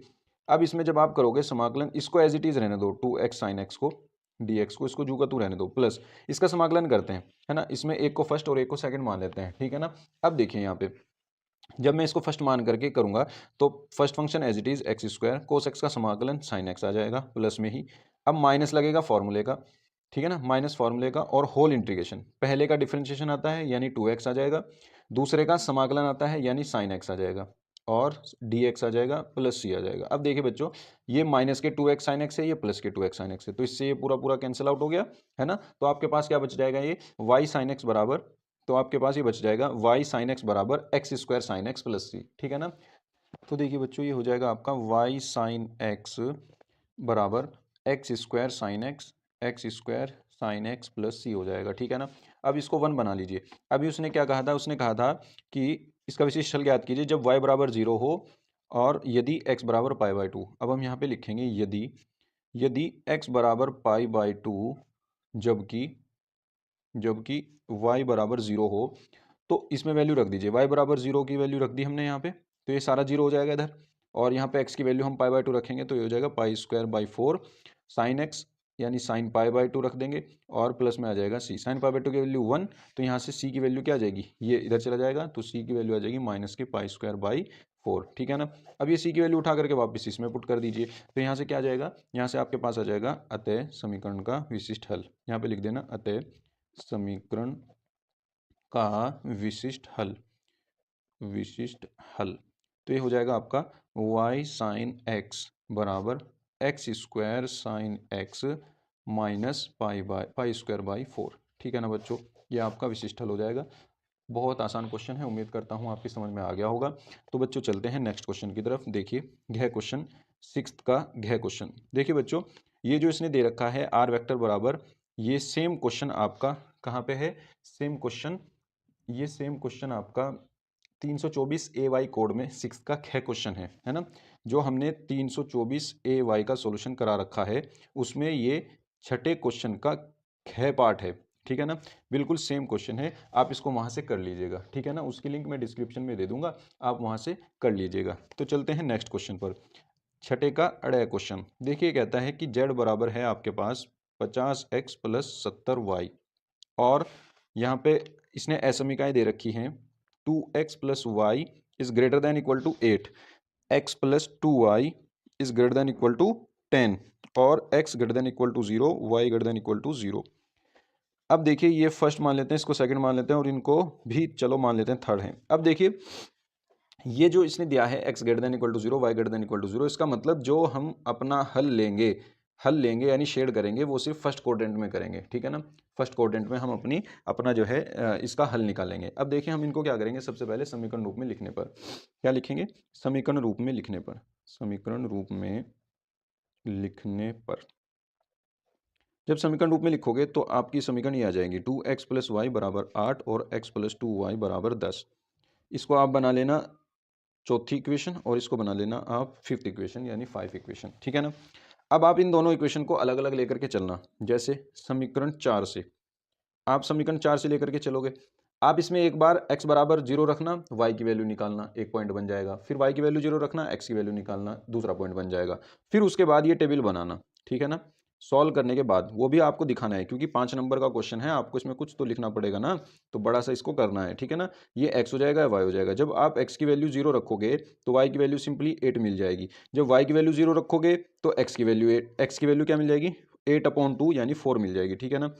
अब बच्चों जरूरी नहीं है कि आप ये 0 ही रखो, आप x की वैल्यू कुछ भी रख सकते हो और y की वैल्यू निकाल सकते हो। 2-3 पॉइंट ऐसे निकाल लो और फिर उनको मिलाते हुए लाइन खिंच जाएगी, ठीक है ना। हाँ, मेरा तरीका यही है, मैं इसमें एक बार 0 रखता हूँ, y की वैल्यू निकाल लेता हूँ, y की 0 रखता हूँ, x की वैल्यू निकाल लेता हूँ। जो ये 2 पॉइंट मिले, एक पॉइंट तो मेरे पास ये है, इसको मैं a नाम दे देता हूँ 0,8, एक पॉइंट मेरे पास ये है 4,0। अब मैं ग्राफ में इन दोनों पॉइंट को मिला दूंगा और ये लाइन मेरी ड्रॉ हो जाएगी, ठीक है ना। दूसरी लाइन क्या है अपनी, समीकरण 5 लिखिए, समीकरण 5 से, और इसको सॉल्व करके भी दिखाना है आपको। और फिर आप ये टेबल बना दीजिएगा। ये टेबल बनाते ही इसमें क्या लिखेगा, x, y, एक्स वाई। तो x की वैल्यू जब आप 0 रखोगे तो y की वैल्यू 5 मिल जाएगी, y की वैल्यू 5 मिल गई। y की वैल्यू 0 रखोगे तो x की वैल्यू 10 मिल जाएगी, तो y की वैल्यू 10 आ गई, ठीक है ना। आपके पास ये सिंपली पॉइंट हो जाएंगे, c पॉइंट हो जाएगा 0,5 और d पॉइंट हो जाएगा 10,0। इन दोनों को मिलाते हुए आपकी ये वाली लाइन खिंच जाएगी, ठीक है ना, ड्रॉ हो जाएगी। अब देखिए हम चलते हैं ग्राफ की तरफ। हमारा ग्राफ क्या कहता है, हमारा ग्राफ मान लीजिए ये है, हमने ये ग्राफ बनाया इसका इस तरीके का, ठीक है ना। बच्चों आप ये स्केल में थोड़े बड़े बड़े से पॉइंट लेना, हम तो यहाँ पर जस्ट आपको समझा रहे हैं, इसलिए हम जो है छोटे छोटे पॉइंट ले रहे हैं, ठीक है ना।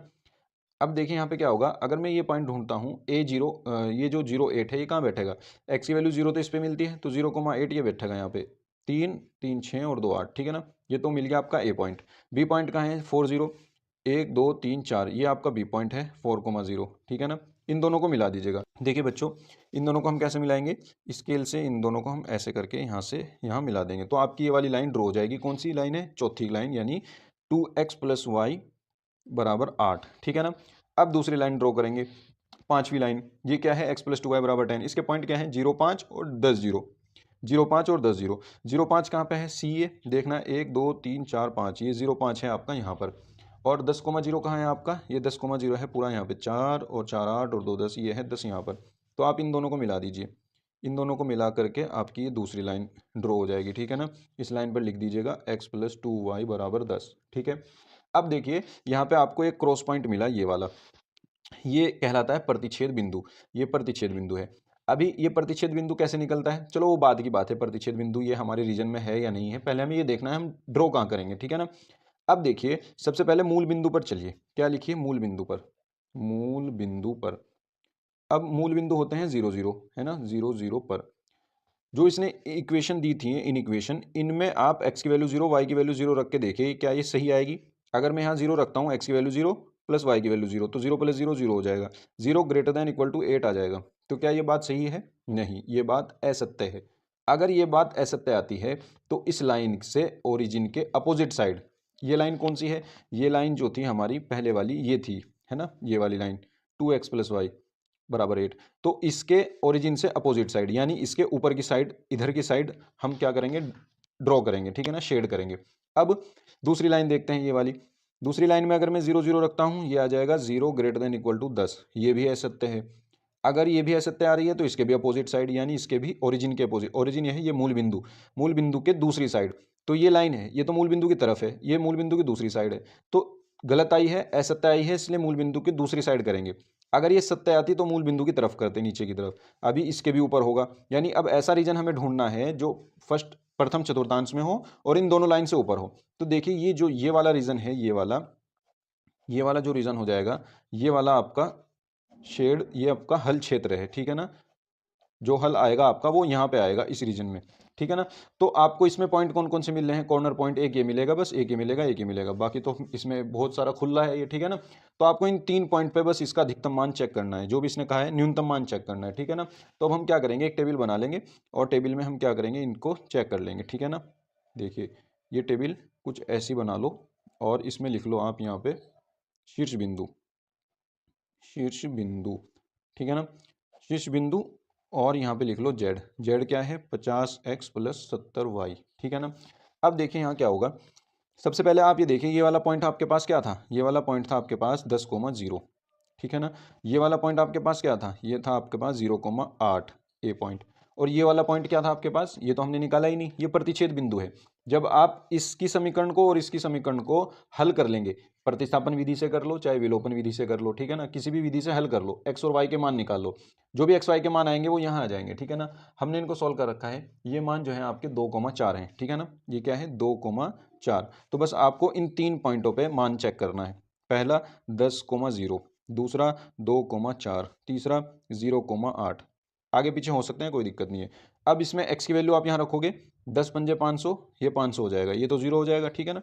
अब जब इसमें यहाँ रखोगे 50 दूनी 100 और 7 चौक 28, 280, 380 आ जाएगा ये। और इसमें देखोगे तो 7 अट्ठे 56 यानी 560, ये आपका आ जाएगा 560, ये आ जाएगा आपका 560। तो इनमें से न्यूनतम कौन सा है, न्यूनतम आपका ये है, ठीक है ना। तो बस यही आपका आंसर हो जाएगा, इसको आप लिख देना, अतः जेड का न्यूनतम मान बिंदु 2,4 पर 380 है, ठीक है ना। और ये आपका आंसर हो जाएगा, ठीक है ना बच्चों। उम्मीद करता हूँ आपकी समझ में आ गया होगा। तो चलिए चलते हैं नेक्स्ट क्वेश्चन पर। देखिए बच्चों, नेक्स्ट क्वेश्चन सातवां ये कह रहा है कि कोई एक खंड कीजिए और इसमें 8 नंबर के आपके पास 2 क्वेश्चन होंगे, उसमें से आपको एक क्वेश्चन करना है, ठीक है ना। तो चलते हैं 7वें के क्या क्वेश्चन पर। ये क्या कहता है, ये कह रहा है कि एक परिवार में 3 बच्चे हैं, यदि यह ज्ञात है कि बच्चों में से कम एक बच्चा लड़की है, तो तीनों बच्चों के लड़की होने की प्रायिकता ज्ञात कीजिए, ठीक है ना। अब देखिए 3 बच्चे हैं, तो पॉसिबल वेज क्या हो सकते हैं कि कौन लड़का और कौन लड़की है ना, उनमें से क्या हो सकते हैं। तो हम क्या कहेंगे, हम सबसे पहले मानेंगे, माना लड़के को जी से तथा माना लड़की को जी से तथा लड़के को बी से निरूपित करते हैं, तब अगर आप इसका प्रतिदर्श समष्टि बनाना चाहें यानी सैंपल स्पेस बनाना चाहें, तो सैंपल स्पेस प्रतिदर्श समष्टि क्या होगी। तो देखिए सबसे आसान तरीका बताता हूं मैं आपको।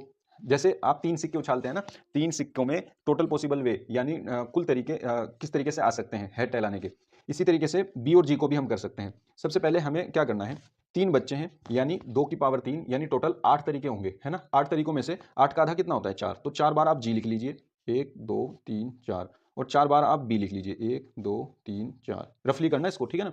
अब 4 का आधा 2 होता है, 4 4 लिखे ना हमने, 4 का आधा 2, तो 2 बार 2 बार जी लिखिए, 2 बार बी लिखिए, फिर 2 बार जी लिखिए, फिर 2 बार बी लिखिए। अब 2 का आधा 1 होता है, तो अब 1 bar G 1 bar B, G B G B G B. इस तरीके से लिखने पर आपको एक भी तरीका छूटेगा नहीं, सारे तरीके लिख लोगे आप आसानी से। देखिए 8 तरीके टोटल हैं और 8 हमने लिख लिए, ठीक है ना, ना कोई कंफ्यूजन ना कुछ, और फटाफट से हम लिख लेंगे इनको, ठीक है ना।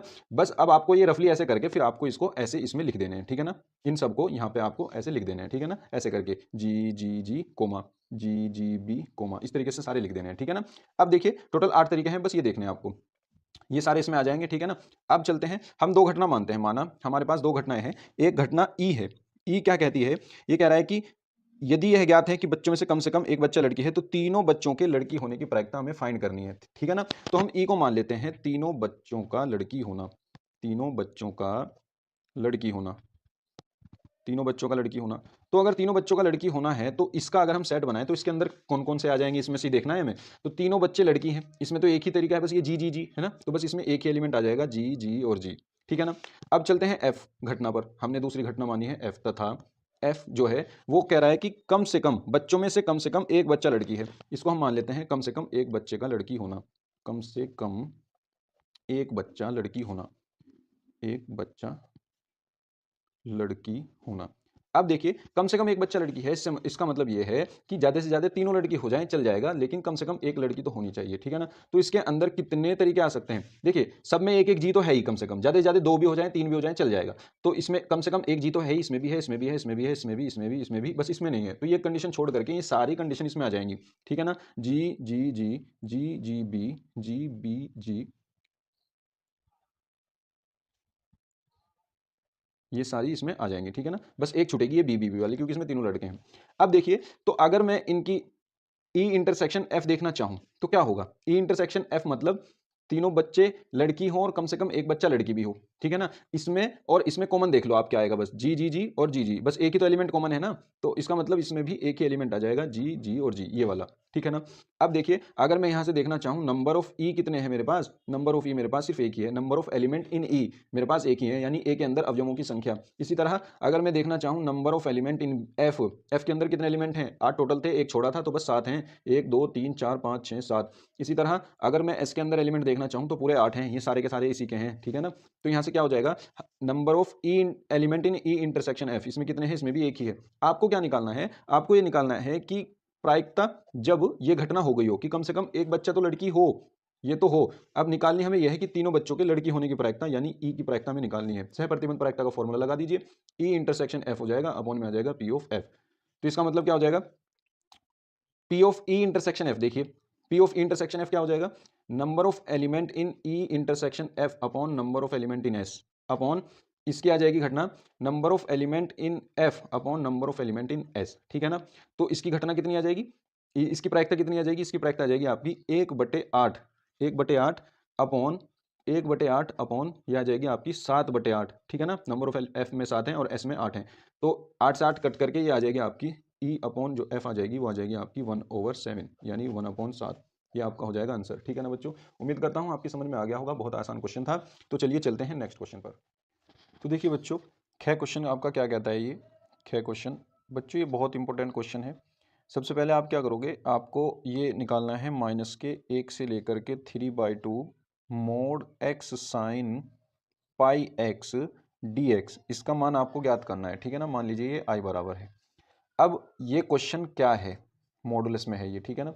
बच्चों जब भी ऐसा क्वेश्चन आपको दिखे मॉडुलस वाला और उसकी लिमिट उसने -1 से या कुछ भी लिमिट दे रखी है और जो है लोअर लिमिट से कोई अपर लिमिट दे रखी है और ये फंक्शन मॉडुलस में है, तो सबसे पहले आप क्या करोगे, इस मॉडुलस के अंदर जो फंक्शन है उसको 0 रखोगे और x की वो वैल्यू निकालोगे जिसके लिए ये फंक्शन 0 है, ठीक है ना। जिसके लिए ये अंदर मोड के अंदर वाला फंक्शन की बात करूं, पूरा मोड लेकर के नहीं चलना, आपको सिर्फ ये देखना है कि x साइन पाई x, ये वाला x साइन पाई x जो है वो किस वैल्यू के लिए 0 है, x की किस वैल्यू के लिए 0 है, x की किस वैल्यू के लिए 0 है, ये मैं आपके लिए लिख रहा हूं सिर्फ याद रखने के लिए, x की किस वैल्यू के लिए 0 है, आपको वो x की वैल्यू फाइंड करनी है, ठीक है ना।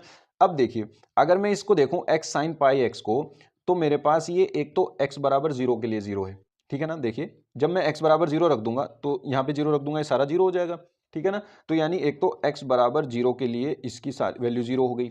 दूसरा x साइन पाई x में अगर मैं x की वैल्यू 1 रख दूं, अगर मैं 1 रख दूं तो देखिए यहाँ पे 1 रख दिया और यहाँ पे साइन पाई 1 रख दिया, ये पाई इंटू 1 पाई हो जाएगा, साइन पाई की वैल्यू 0 हो जाएगी, तो फिर ये फंक्शन पूरा 0 हो जाएगा, ठीक है ना। यानी x की दो वैल्यू हैं, एक तो x बराबर 0 और एक x बराबर 1, जिन पे ये फंक्शन क्या हो जाएगा 0 हो जाएगा। तो इसका मतलब ये जो ये लिमिट टूटेगी ये हम दो जगह तोड़ेंगे इसको, ठीक है ना। कैसे, देखिए मान लीजिए आपके पास ये नंबर लाइन है और ये -1 से लेकर के 3/2 तक ये आपकी लिमिट है, ठीक है ना। अब इसको हम दो जगह बीच में तोड़ेंगे, जहां एक तो x बराबर 0 पर, x बराबर 0 पर और एक x बराबर 1 पर, ये भी x की वैल्यू है, ये भी x की वैल्यू है, ठीक है ना। अब हमें ये देखना है मोड का फंक्शन क्या होता है, मोड का फंक्शन एक बार पॉजिटिव होता है एक बार नेगेटिव होता है, ठीक है ना। तो हमें ये देखना है कि ये x साइन पाई x इन तीन अंतरालों में जो है हमारे पास अंतराल बने, एक तो ये वाला, एक ये वाला और फिर एक ये वाला, इन 3 अंतरालों में कौन से अंतराल में ये पॉजिटिव है और कौन से अंतराल में ये निगेटिव है, ठीक है ना। तो सबसे पहले हम अंतराल ये -1, 0 पर चेक करते हैं, ठीक है ना। जब हम इसमें चेक करेंगे, इसके बीच में से कोई वैल्यू उठा लो, इसके बीच में से कोई वैल्यू मान लो मैंने उठा ली -1/2, -1/2 मतलब -0.5, -1/2। अब मैं इसमें रख करके देखूंगा, -1/2 जब मैं यहाँ पे रखूंगा तो ये तो हो जाएगा माइनस, यानी -1/2। और जब -1/2 इसमें रखूंगा तो ये हो जाएगा इंटू में sin -π/2।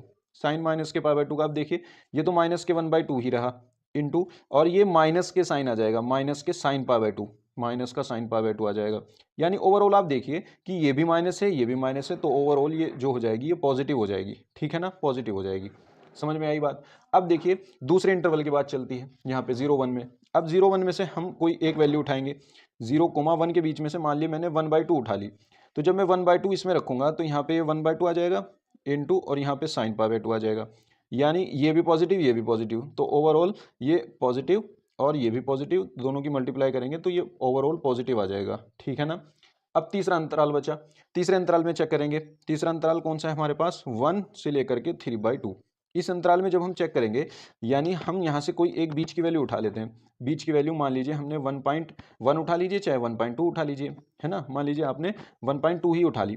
अब वो 1.2 जब आप यहाँ पे रखोगे, कहाँ पे, यहाँ पे रखोगे, तो ये तो हो जाएगा आपका 1.2, यानी ये तो हो जाएगा आपका 1.2 और इंटू में 1.2 को मैं क्या लिख सकता हूँ, 12/10 लिख सकता हूँ ना, तो मैं 12/10 लिख लेता हूँ। 12/10 मैंने एक्स की जगह रख दिया और 12/10 मैं अंदर रख देता हूँ यहाँ पे, sin पाई इंटू 12/10। अब पाई की वैल्यू 180 होती है, 180 मतलब 180, 180 को 10 से डिवाइड करेंगे, 0 से 0 कट जाएगा, 18 आ जाएगा, और 18 की जब मैं गुना 12 में करूंगा तो वो क्या आ जाएगा, 216। अब 216 जो वैल्यू होती है साइन की, देखिए कौन से रीजन में पड़ेगी ये हमारे पास, अगर मैं देखूं ये तो मेरा पॉजिटिव है पहला, ये बस मुझे ये देखना है ये निगेटिव है या पॉजिटिव है। अब मेरे पास आया ये साइन 216। अब साइन 216 देखिए जरा, आपके पास 4 क्वाड्रेंट है ना, 4 क्वाड्रेंट है, एक तो ये वाला, ये तो है आपके पास। अब 216 कौन से क्वाड्रेंट में बैठेगा, 180 प्लस, यानी 180 से ज्यादा है, 270 से छोटा है, 216 है ना, यहाँ पे बैठेगा इस रीजन में, और थर्ड क्वाड्रेंट में बैठेगा। थर्ड क्वाड्रेंट में साइन माइनस होता है, तो यानी ये माइनस हो जाएगा, तो ये plus into minus overall minus आ जाएगा, ठीक है ना, ये निगेटिव आ गया। तो इसका मतलब आपके पास ये जो लाइन नंबर लाइन है, इसमें हमारा फंक्शन यहाँ पे पॉजिटिव है, यहाँ पे पॉजिटिव है, यहाँ पे निगेटिव है। तो अगर इन दोनों में पॉजिटिव है तो बस हम यहाँ इसको तोड़ेंगे नहीं, अब हम सीधी लिमिट -1 से 1 लेंगे, फिर 1 से 3/2 ले लेंगे, ठीक है ना। तो ये फंक्शन जो हो जाएगा ये आपका ऐसा हो जाएगा, -1 to 3/2 mode x sine pi x जो है, साइन पाई x dx, यह आपका ऐसा बन जाएगा कि लिमिट -1 से 1 में, तो ये पॉजिटिव बन गया, पॉजिटिव है ना, लिमिट -1 से 1 तक ये पॉजिटिव है पूरा फंक्शन, तो आप इसको पॉजिटिव ले लेंगे, x sine pi x mode हट गया, पॉजिटिव आ गया dx, और प्लस 1 से लेकर के 3/2, इस 1 से लेकर के 3/2 तक ये निगेटिव है, तो अब इसको आप निगेटिव ले लेंगे, x sine pi x dx, ठीक है ना बच्चों। बस अब आपको इसको सॉल्व करना है और आपका आंसर आ जाएगा, ठीक है ना। चलिए चलते हैं इसको सॉल्व करेंगे। देखिए बच्चों, अब ये क्या हो जाएगा, अब हम इसको सॉल्व करेंगे। ये जो होगा -1 से 1 x साइन पाई x, इसको हम फर्स्ट मान लेते हैं और इसको सेकंड मान लेते हैं, ठीक है ना, फर्स्ट फंक्शन और सेकंड फंक्शन।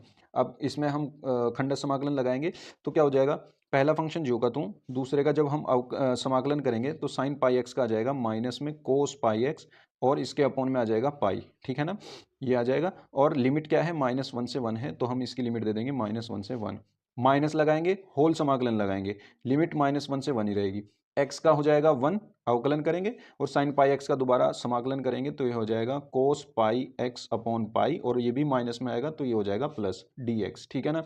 अब प्लस इसका दोबारा ऐसे ही करो, सेम इसी तरीके से, ये लिमिट इसकी भी ऐसे ही आ जाएगी, सेम है x साइन पाई x, ये माइनस हम क्या करेंगे, बाहर ले आएंगे, प्लस माइनस ये माइनस हो जाएगा, ठीक है ना। अब देखिए same x sine pi x है, ये भी x साइन पाई x था, तो ये अंदर वाली चीज़ तो सेम ही रहेगी, तो ये आ जाएगा x माइनस कोस पाई x अपॉन पाई, बस लिमिट चेंज होगी, लिमिट इसकी 1 to 3/2 हो जाएगी, तो 1 to 3/2 हमने इसकी लिमिट रख दी, ठीक है ना। अब जो माइनस बीच में आना था, क्योंकि बाहर भी माइनस है, तो वो माइनस माइनस प्लस हो जाएगा, फिर समाकलन आएगा, है ना, समाकलन में फिर 1 से लेकर के 3/2 लिमिट होगी, और जो फंक्शन इसका अंदर था वो इसमें आ जाएगा। आप इसको करोगे तो सेम आ जाएगा ऐसे ही, कोस पाई x अपॉन पाई और dx, ठीक है ना।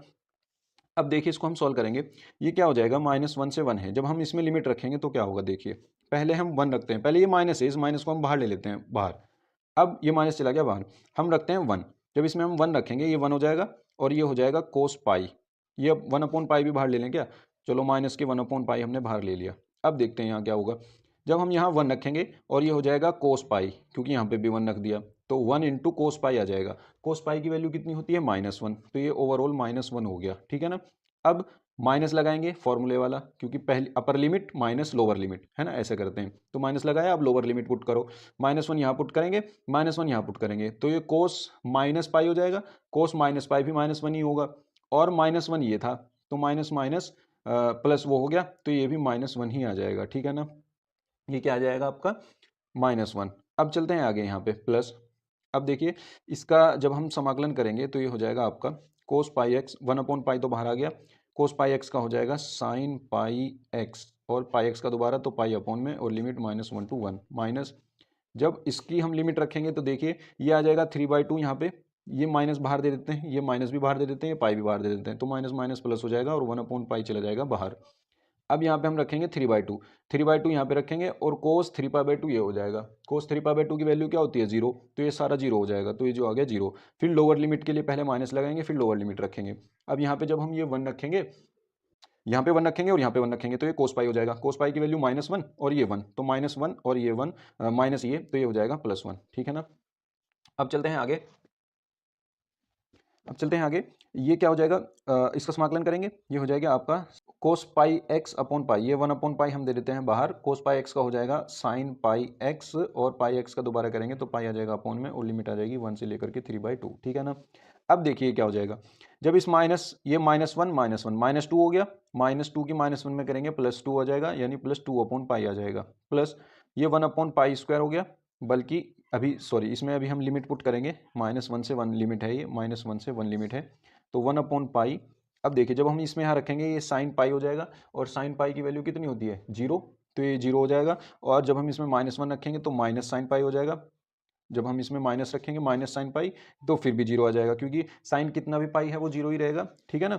अब चलते हैं आगे, प्लस ये आ जाएगा 1/पाई, प्लस अब इस पे चलते हैं 1/पाई, तो ये जब इसमें यहाँ रखेंगे हो जाएगा साइन 3/2। साइन 3/2 की वैल्यू कितनी होगी? साइन 3/2 की वैल्यू हो जाएगी -1। तो जो देखिए ये 1/पाई तो बाहर आ गया, और इस पाई को भी हम क्या कर देंगे? बाहर कर देंगे, तो 1/पाई² हो जाएगा। जब हम इसमें वैल्यू रखेंगे साइन 3/2 हो जाएगा, साइन 3/2 की वैल्यू कितनी हो जाएगी? -1 आ जाएगी। और जब हम इसमें 1 रखेंगे तो साइन पाई आ जाएगा, साइन पाई की वैल्यू होती है 0, तो ये माइनस के 0 आ जाएगा, ठीक है ना।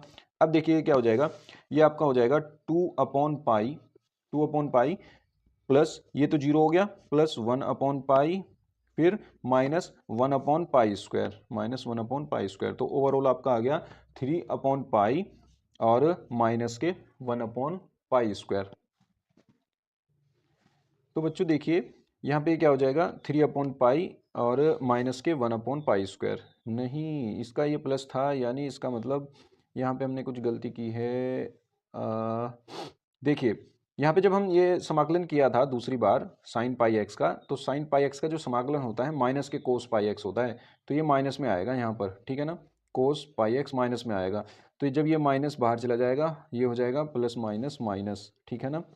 और ये हो जाएगा आपका माइनस, और फिर ये हो जाएगा आपका माइनस, और ये हो जाएगा आपका माइनस, तो जब ये इसमें मल्टीप्लाई करेंगे ये हो जाएगा आपका प्लस, ठीक है ना। ये हो जाएगा आपका प्लस, तो ये आ जाएगा 3/पाई प्लस 1/पाई², ठीक है ना बच्चों।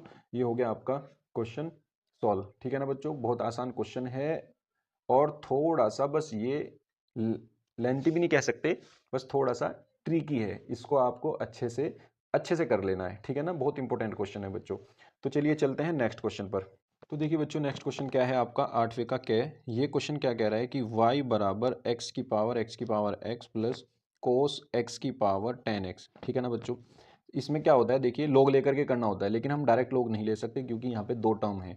डायरेक्ट लोग लेंगे तो लोग m+n का हमारे पास कोई फॉर्मूला नहीं होता, इसलिए हम क्या करेंगे, अलग अलग टर्म में लोग लेंगे। पहले इनको अलग अलग टर्म मान लेंगे, तो इसको मानेंगे y बराबर u प्लस वी, हम इसको कह देंगे कि माना, ये हमने मान लिया। तो u बराबर, अब इसका डिफ्रेंशिएशन करेंगे dw/2x, तो ये हो जाएगा आपका dy/dx equals to du/dx plus dv/dx, ठीक है ना। इसको बना लेंगे समीकरण नंबर 1। अब देखिए यहाँ से आपका u बराबर क्या हो जाएगा, u बराबर x की पावर x हो जाएगा, और v बराबर कोस x की पावर 10x हो जाएगा, ठीक है ना बच्चों।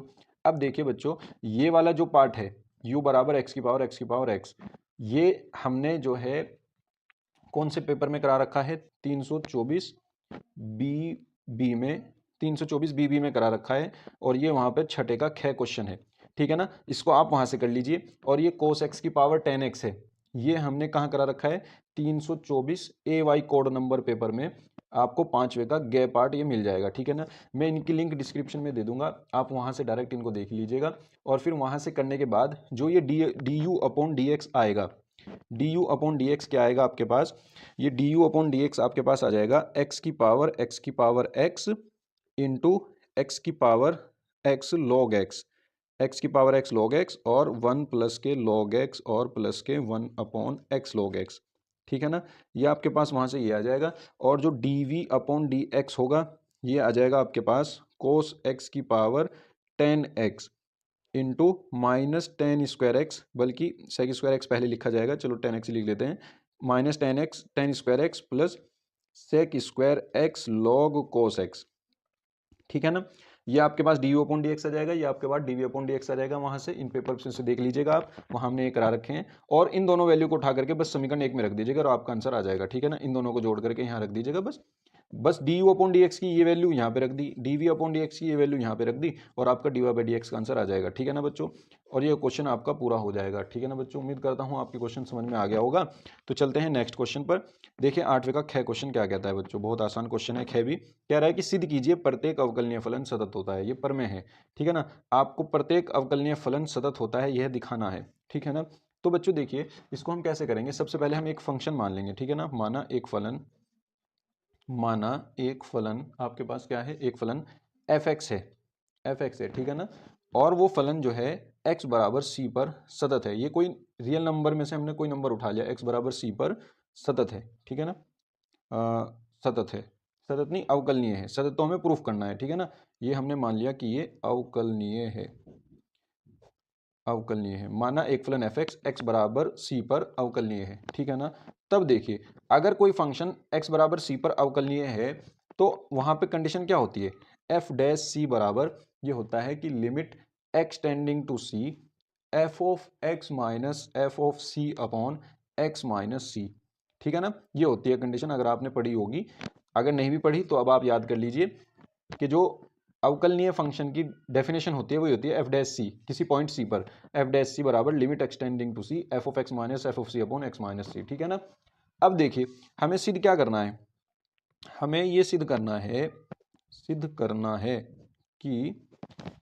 है कि एफ एक्स जो है वो सतत है, एफ एक्स एक्स बराबर सी पर सतत है, ठीक है ना। हमें ये सिद्ध करना है। और x बराबर सी पर सतत है, किस तरीके से दिखाते हैं हम सतत को हम ऐसे दिखाते हैं कि limit extending to c f of x equals to उस पॉइंट पर उस फंक्शन की वैल्यू यानी एफ ऑफ सी, ये हमें प्रूफ करना है, ठीक है ना। तो बच्चों देखिए इसके लिए हम क्या लेकर के चलेंगे, नाउ देखिए बच्चों हम ये लेकर के चलेंगे, यहाँ पे लिख देंगे नाउ अब limit extending to c f of x, इसको हम क्या लिख सकते हैं, देखिए हमने क्या किया, limit extending to c f of x में हमने क्या किया, एफ ऑफ सी घटा दिया और एफ ऑफ सी को ही हमने जोड़ दिया। तो हमारे क्वेश्चन पे कोई फर्क नहीं पड़ा अभी यहाँ पर, ठीक है ना। इस बात पे तो कोई फर्क नहीं पड़ा, इससे कट जाएगा यही वापस आ जाएगी। अब देखिए इनको हम इकट्ठा ले लेंगे एक साथ, और हम क्या करते हैं यहाँ limit extending to c f of x minus f of c के साथ हम क्या करेंगे, इसके अपॉन में एक्स माइनस सी रख देंगे और इसके गुना में भी एक्स माइनस सी रख देंगे, ठीक है ना। और ये चीज़ एक हो जाएगी। अगर मैं इससे ये वैल्यू काट दूं तो कोई फर्क नहीं पड़ेगा, और प्लस एफ ऑफ सी जो का तू रहेगा, ठीक है ना। अब तक हमने कोई फर्क नहीं पड़ा हमारे क्वेश्चन पर, एफ ऑफ सी जोड़ा था एफ ऑफ सी घटाया था, एक्स माइनस सी से गुना करी एक्स माइनस सी से भाग कर दी, ठीक है ना। अब देखिए ये limit extending to c f of x minus f of c upon x minus c, ये लिमिट जो है हम इसको अलग दे देंगे, इसको अलग दे देंगे, ठीक है ना। ये लिमिट हम इसको अलग दे देंगे, इसको अलग दे देंगे, ये तो कांस्टेंट फंक्शन है, इसमें तो लिमिट का देने का कोई मतलब ही नहीं है। तो ये हो जाएगा आपका limit extending to c f of x minus f of c upon x minus c into, और इसमें अलग लिमिट दे देते हैं limit extending to c x minus c plus ये जो का तू एफ ऑफ सी, ठीक है ना। अब देखिए यहाँ से क्या हो जाएगा, limit extending to c f of x minus f of c upon x minus c, समीकरण 1 से ये क्या हो जाएगा, एफ डैश सी बन जाएगा समीकरण 1 से। और इनटू में जब लिमिट में इसमें पुट कर दूंगा ये सी माइनस सी, ये क्या हो जाएगा, जीरो हो जाएगा, प्लस एफ ऑफ सी आ जाएगा, ठीक है ना। और इधर हमारी लिमिट चली रही है, limit extending to c f of x यहाँ पे चली रही है, ठीक है ना। अब देखिए बच्चों ये क्या हो जाएगा, limit extending to c f of x बराबर, जब मैं जीरो की गुना इसमें करूंगा ये सारा जीरो बचा गया यहाँ पे मेरे पास एफ ऑफ सी। और यही कंडीशन क्या होती है सतत की, कि कोई फंक्शन सतत है एक्स बराबर सी पर, तब यह कंडीशन फॉलो होती है जो हमने पीछे लिखी थी कि सिद्ध करना है ना।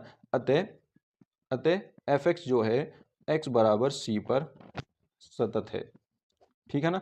अब हम ये लिख देंगे, अतः प्रत्येक अवकलनीय फलन, प्रत्येक अवकलनीय फलन सतत होता है, ठीक है ना बच्चों। उम्मीद करता हूं आपकी समझ में आ गया होगा। तो चलिए इसका सेकंड पार्ट करते हैं। ये कह रहा है कि एफ एक्स बराबर, अगर आपके पास ये फंक्शन है, इसका एक्स बराबर -2 पर सांद्रता और अवकलनीयता का परीक्षण कीजिए, ठीक है ना। आपको इसको चेक करना है कि ये सतत और अवकलनीय है या नहीं है एक्स बराबर -2 पर। देखिए बच्चों फंक्शन आपके पास क्या है, एफ ऑफ एक्स बराबर मोड एक्स प्लस 2, और मोड एक्स प्लस 2 को आप दो तरीकों से लिख सकते हैं। एक्स प्लस 2 पॉजिटिव होगा कब, जब एक्स की वैल्यू, एक्स प्लस 2 की value greater than equal to 0 होगी, यानी एक्स की value greater than equal to -2 होगी। और ये निगेटिव होगा कब, जब एक्स प्लस 2, जब एक्स की वैल्यू लेस देन होगी -2 से, ठीक है ना।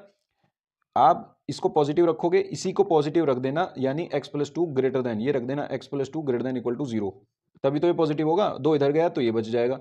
इसी तरह एक्स प्लस 2 निगेटिव कब होगा, जब x plus 2 less than equal to 0 होगा, सॉरी खाली लेस देन इक्वल टू 0 होगा, तो ये 2 इधर चला जाएगा, ये बन जाएगा, ठीक है ना। ये लिखना नहीं होता आपको, बस ये आप रफली करके इसको अपनी लिमिट बना सकते हैं, ठीक है ना।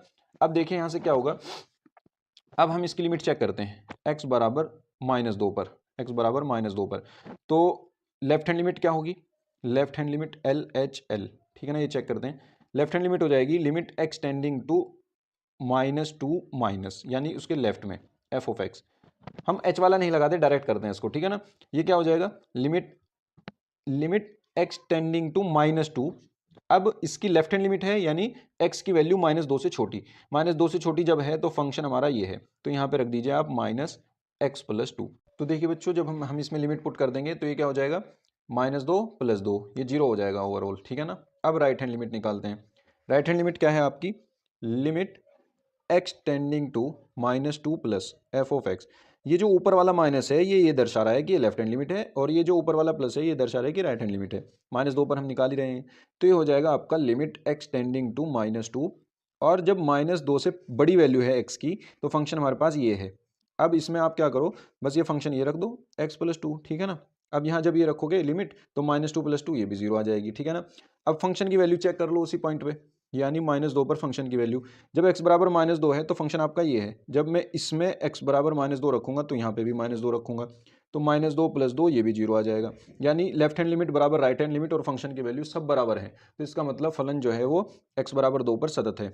अतः फलन x बराबर -2 पर सतत है। अब हमें ये चेक करना है, अगर ये फंक्शन सतत है, ठीक है ना, तो ये फंक्शन अवकलनीय हो भी सकता है, नहीं भी हो सकता है। लेकिन अगर ये सतत ना आता तो हम इसको डायरेक्ट कह देते कि ये अवकलनीय भी नहीं होगा, क्योंकि प्रत्येक अवकलनीय फलन सतत होता है। अगर वो सतत नहीं है तो वो अवकलनीय भी नहीं है, लेकिन अगर वो सतत है तो ये जरूरी नहीं है कि वो अवकलनीय है, अवकलनीय ना हो, है ना। अगर वो सतत है तो हमें चेक करना पड़ेगा कि वो अवकलनीय है या नहीं है। तो चलिए चेक करते हैं अवकलनीय है या नहीं है।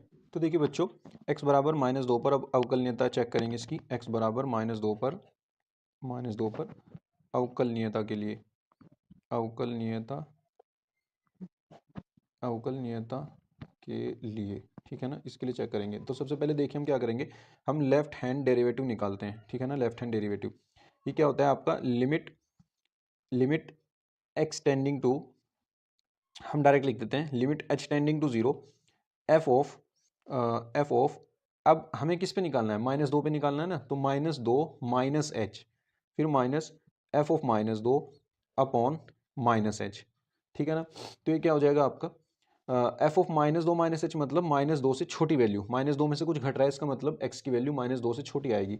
-2 से छोटी कहाँ पे बैठेगी, इस वाले फंक्शन में, तो इस वाले फंक्शन में जहाँ जहाँ x है वहाँ वहाँ आपको -2 -h ये रखना पड़ेगा बीच, ये वाला वैल्यू, ठीक है ना। तो हम क्या करेंगे, इसमें रख देते हैं यहाँ पे, ये आ जाएगा आपका, सबसे पहले तो लिमिट लिखनी जरूरी है, तो आप क्या करोगे, इसमें लिमिट लिख देते हैं, चलो ये नीचे कर देता हूँ मैं, ये आ जाएगा आपका limit h tending to zero, limit h tending to zero, और ये हो जाएगा आपका -2 माइनस एच, इस x की जगह रखा मैंने ये, और +2 लगाना है अभी, +2 आ जाएगा, ठीक है ना। अब ये पूरा फंक्शन हुआ हमारा, माइनस f ऑफ -2 की वैल्यू क्या निकाली थी हमने, पीछे निकाली थी 0, है ना, तो वो यहाँ पे रख दीजिए, चाहे अलग से निकाल लीजिए f ऑफ -2 की वैल्यू। देखिए x बराबर -2 है, x बराबर -2 इसमें ही तो है, ये वाला फंक्शन है, तो x बराबर -2 रखूंगा तो -2 + 2 ये 0 हो जाएगा, तो यानी यहाँ पे वैल्यू 0 आ जाएगी f ऑफ -2 की, अपॉन में आ जाएगा -h। अब देखिए +2 और -2 ये खत्म, -h माइनस और माइनस +h हो जाएगा, ये +h अपॉन -h आ जाएगा, यानी limit h tending to 0 h upon -h, h से h कट गया तो ओवरऑल -1 आ जाएगा, ठीक है ना। अब देखिए राइट हैंड डेरिवेटिव निकालते हैं, राइट हैंड डेरिवेटिव आपका क्या कहता है, ये कह रहा है कि यदि limit h tending to 0 f of -2 + h minus f of -2 upon +h, ठीक है ना। राइट हैंड डेरिवेटिव में प्लस होता है और लेफ्ट हैंड डेरिवेटिव में माइनस होता है। अब देखिए यहाँ से क्या होगा, लिमिट यहाँ पे बराबर लगा लीजिए, limit h tending to 0 f of -2 + h, मतलब -2 में हमने कुछ जोड़ा है, अगर -2 में हमने कुछ जोड़ा है तो ये देखिए कि फंक्शन क्या होगा। अब देखिए जब -2 में कुछ हमने जोड़ा था, यानी -2 से बड़ी वैल्यू कुछ जोड़ेंगे तो बड़ी वैल्यू मिलेगी, तो -2 से बड़ी वैल्यू x की कहाँ है, यहाँ है, यानी फंक्शन ये वाला हो जाएगा, तो fx की वैल्यू x + 2 मिलेगी, है ना। तो अब इसमें जहाँ जहाँ आपके पास x है वहाँ वहाँ -2 + h रख दीजिए, तो ये हो जाएगा आपका -2 + h, x की जगह रख दिया और +2 आ गया ये वाला, ठीक है ना, माइनस f ऑफ -2 की वैल्यू 0 है, अपॉन में आ जाएगा h, इस 2 से ये -2 कैंसिल आउट हो जाएगा, क्या बचेगा, लिमिट h टेंडिंग टू 0, और ये हो जाएगा आपका h अपॉन h, ठीक है ना, और h से h कट गया तो ये आ जाएगा आपका 1। यहाँ पे देखिए लेफ्ट हैंड डेरिवेटिव आपका -1 आ रहा है और राइट हैंड डेरिवेटिव 1 आ रहा है, तो इसका मतलब left hand derivative not equals to right hand derivative. इसका मतलब जो फंक्शन है, फलन है f(x) बराबर ये जो आपका था मोड x + 2, ये x बराबर -2 पर सतत है, लेकिन अवकलनीय नहीं है, लेकिन अवकलनीय नहीं है, ठीक है ना बच्चों। ये क्वेश्चन इसी के साथ कंप्लीट होता है। तो चलिए चलते हैं नेक्स्ट क्वेश्चन पर। देखिए बच्चों नेक्स्ट क्वेश्चन क्या कहता है, नाइन्थ का क्या क्वेश्चन, ये कह रहा है कि कोई एक खंड कीजिए और इसमें दोनों क्वेश्चन 8-8 नंबर के हैं, बहुत आसान क्वेश्चन है दोनों, ठीक है ना बच्चों। नाइन्थ का क्या पार्ट देखिए, ये नाइन्थ का क्या पार्ट जो है आपका, ये कह रहा है कि ए बराबर आपका ये मैट्रिक्स है 1 3 3 1 4 3 1 3 4। अब ये कह रहा है कि सिद्ध कीजिए ये होगा। बच्चों इसमें एक मिसप्रिंटिंग है, इसमें ये थ्योरम होती है, ये होता है ए इंटू एडजॉइंट ए बराबर मोड ए इंटू आई, तो ये जो है ना ए है, ये ए, तो ये आई नहीं है, इसको ए कर लीजिएगा, ठीक है ना। अब देखिए सबसे पहले हमें एडजॉइंट भी निकालना है, ए इनवर्स भी निकालना है, तो ए इनवर्स वाले प्रोसेस सारे फॉलो करेंगे, ठीक है ना। तो ए इनवर्स के लिए सबसे पहले हम क्या निकालते हैं, ए का सारणिक। ए का सारणिक क्या आ जाएगा आपका, ए का सारणिक आ जाएगा यहाँ से 1 आ जाएगा, ठीक है ना। बच्चों आप ये निकाल लेना, ठीक है ना, क्योंकि टाइम कम है, वीडियो लंबी हो रही है, इसलिए हम जो है इसको जल्दी जल्दी करेंगे। आपको सॉल्व करना तो आता ही है सारणिक, आप इसको सॉल्व कर लेना, बस ये आ जाएगा आपका 7 - 3 - 3, ये आ जाएगा आपका 1, ठीक है ना। और ये नॉट इक्वल टू 0 है, इसका मतलब इसका इनवर्स फाइंड कर सकते हैं। अब इसके सहखंड निकालिए और सहखंड से बना अवयव बनाइए, b बराबर सह गुणनखंडों से बना अवयव, सह गुणनखंडों से बना अवयव, ठीक है ना, गुणनखंडों से बना अवयव। तो वो क्या होगा वो मैं बता देता हूँ आपको। देखिए ये हो जाएगा 7 - 3 -3 -1 1 0 फिर -1 0 1, ये आपका बी हो जाएगा, ठीक है ना। और एडजॉइंट ए जब आप निकालोगे एडजॉइंट ए, तो एडजॉइंट ए आपका आ जाएगा बी का परिवर्त अवयव, यानी आपको जो इसमें रो है वो कॉलम बना दीजिए और जो कॉलम है वो रो बना दीजिए, -3 0 1, ठीक है ना, ये आपका बन गया एडजॉइंट ए। अब अगर आपको ए इनवर्स फाइंड करना है तो ए इनवर्स होता है आपका, ए इनवर्स होता है 1 अपॉन डिटर्मिनेंट ऑफ ए और मल्टीप्लाई एडजॉइंट ए, ठीक है ना। अब ये तो 1 ही है, 1 अपॉन 1, तो ओवरऑल आपका एडजॉइंट ए ही इसका आ जाएगा, ठीक है ना।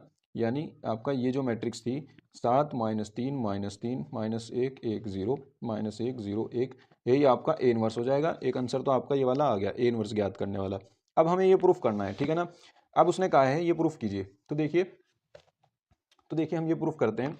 उसने जो ये कहा है चलो यहाँ पे लिख देते हैं, ये कहा है उसने A into adjoint A equals to साइनिक ए का और उसके मल्टीप्लाई में आई, ठीक है ना, ये प्रूफ करने के लिए कहा है।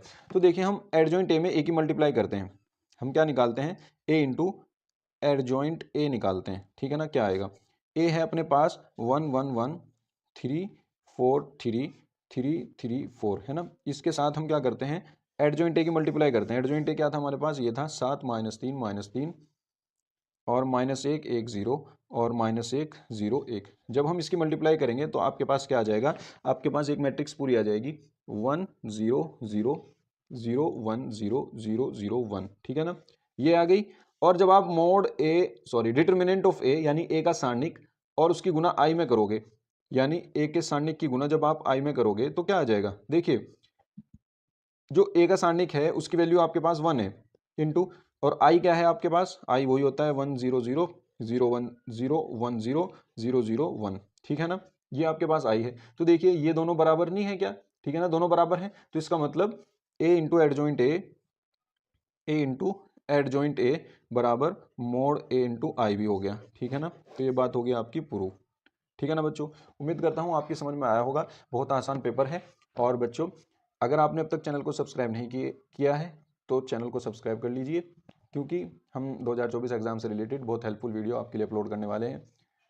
तो वीडियो अच्छा लगा हो तो लाइक कीजिए, अपने दोस्तों में शेयर कीजिए और चैनल को सब्सक्राइब कर लीजिए। Thank you.